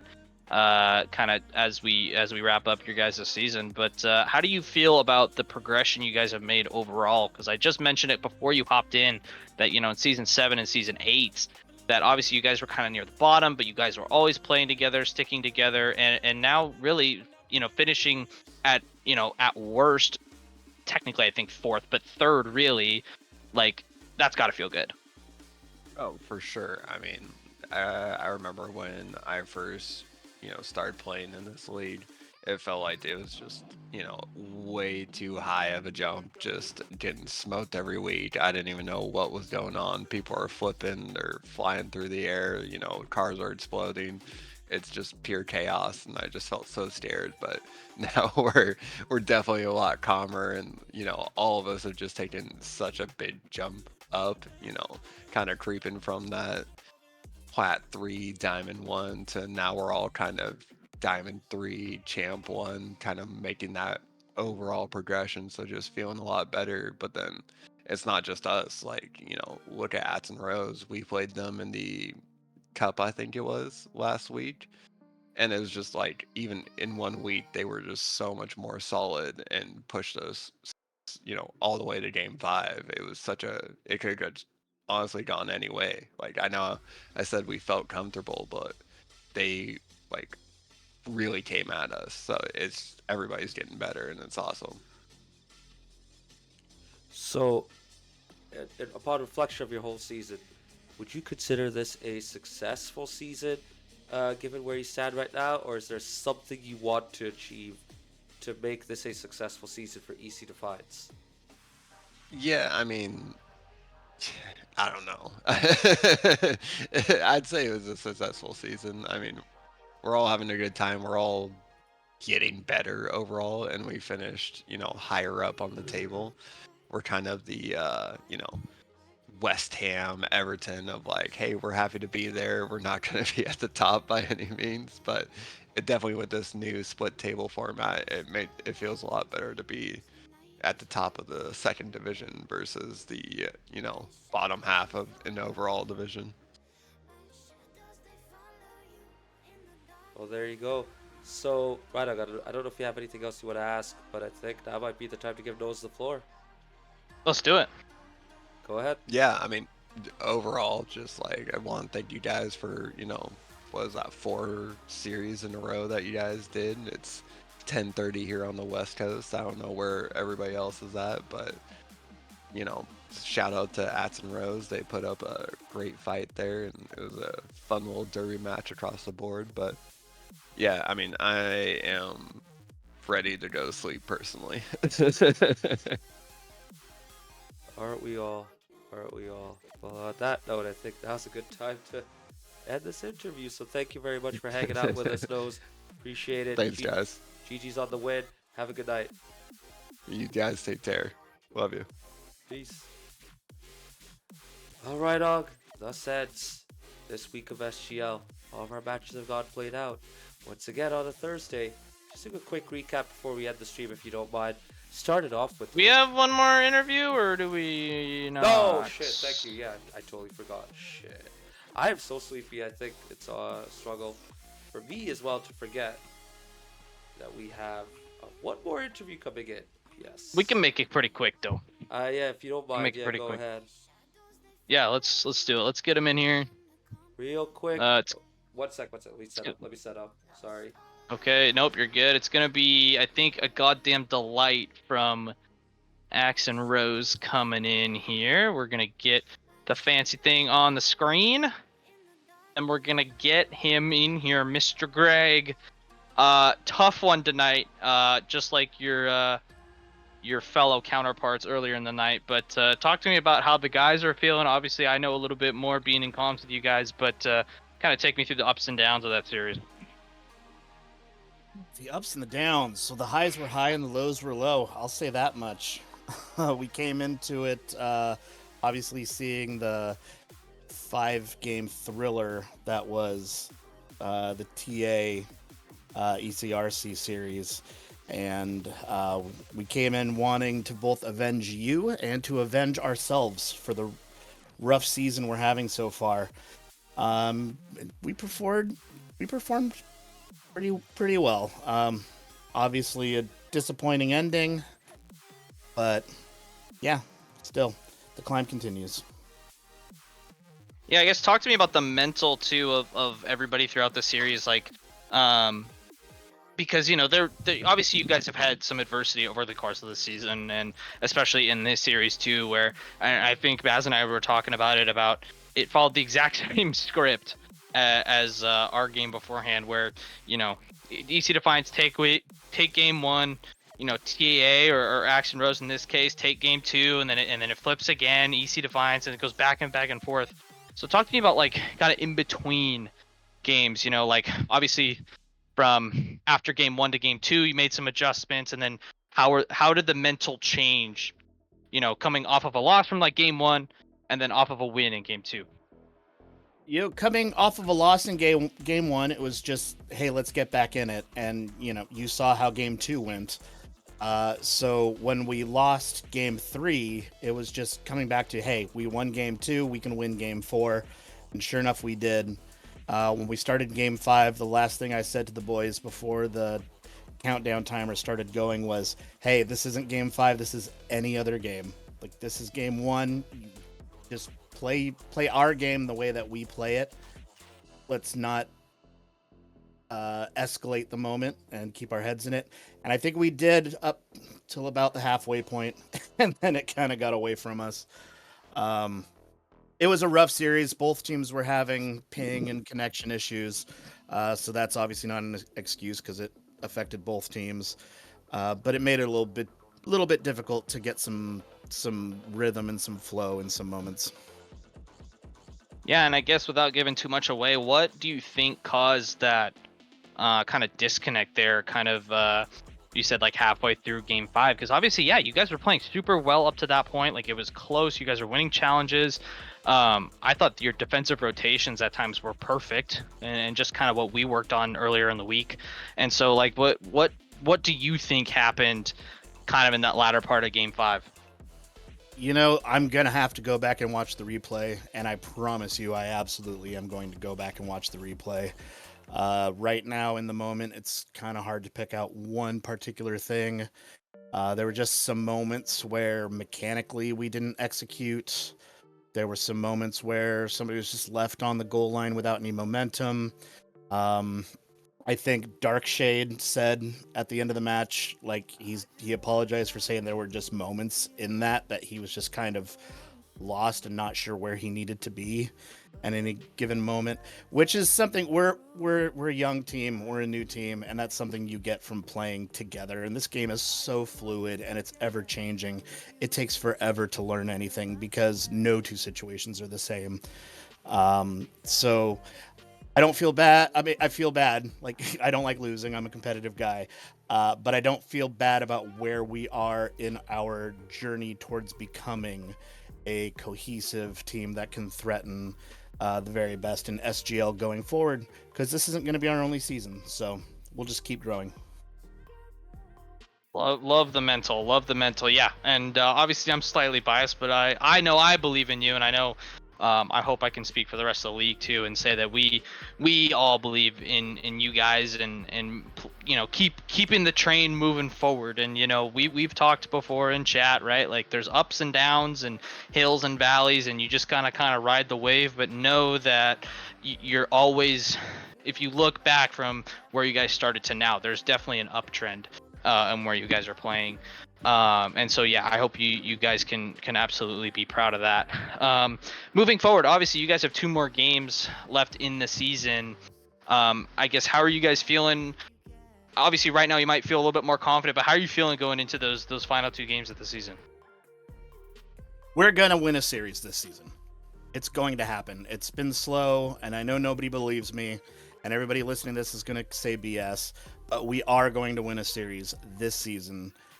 And it's going to feel good, and we're just kind of going to take everything we learned this season into next season.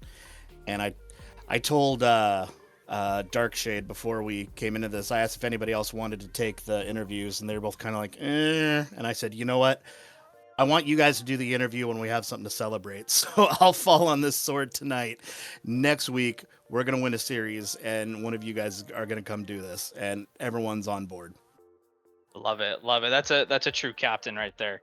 And that's why I knew when we made the second team, I knew you'd be the perfect person for that. But even that being said, obviously you guys have a lot to be proud of. You guys added 2 points, right? You kept it really competitive. I think just like kind of the TA series beforehand, I think if you play game 6, you're winning game 6, and then we're going to game 7. Like, I think it's just a coin flip at that point. And so obviously be super, super proud of that as you guys move forward. But yeah, I think it's getting pretty late, so we'll probably wrap this up. But before we do that, Greg, let's give you the floor. Shout out to my teammates, Darkshade and Wiggle or Hamburger Herder, and our sub Cubadubs who didn't make it on tonight. Great fight tonight, and we will get this going forward. Hate to say it, but shout out to ECD. They were pretty cool in the chat. We all agree this was a proper derby fixture, and they admitted they were sweating a little bit in the end. So, hey, good games, guys. And yeah, thank you to SGL. That's all I got. Perfect. Sounds good. Yeah. Delight, thanks for joining us in the booth, and we'll talk to you soon. All right. Good night. Good night, dude. Take care. Look, we've said it all season, Maz. Like, their mental is good, and I know they can get pretty frustrated, kind of in the moments and everything. I know Greg has talked to me and it's like, oh man, like I'm just frustrated we're not getting results, but it's coming, and I keep telling him it's coming. Like, keep working, because the reward, like, it's gonna be so sweet when they win a series. And you don't want to take any shortcuts. You don't want to do that because they're putting in so much effort behind the scenes. Obviously, I know I'm biased and I have the inside info, but yeah, hopefully they can win. I want them to win a series this season just so they can end the season on a high. But yeah, we have finished match day 8 for Premier, and I think we finished match day 9 for championship. What a night, Mass. We finished match day 8 for Oh, the whoops. championship, and match day 9 for the Premier. So I Got kept it. this up to Yep. highlight the results. It's all good to say tonight. So yeah, we're all done with the leagues. We're gonna be jumping into the cup tournaments for next week. So don't worry about the right side. That right side's gonna be expected to be played out in 2 weeks' time. Next week the focus is gonna be on the cup. So I think that was a good time to wrap up. We've had a lot of action today. And it's getting very late, so I'm going to head to bed soon. So right on, thank you very much for joining me in for this last matchup. I'm glad you got to see some really good gameplay at the very end. Another game 5 as well, so hey, that was worth it, right? I mean, I think so, and I'm glad I popped in, and I'm obviously thankful to you for running all 4 games tonight. It's crazy, and yeah, I don't have much else to say because I want you to get to bed, and I also have to get to bed here pretty soon. I'm leaving to ironically go up to Seattle, and see the all banter, of course, the worst city on the planet. So yeah, all banter, of course, but yeah, that's all I got. Well, there you have it, chat. For those of you who are still remaining here, thank you all for joining us for this very, very long stream. You guys go to bed as well, get some rest, and enjoy your weekends. So have a good night. Thank you for joining up with us. Rydog, thank you very much for helping out at the end. Enjoy your weekend as well. We will catch you all next time. Peace. Peace.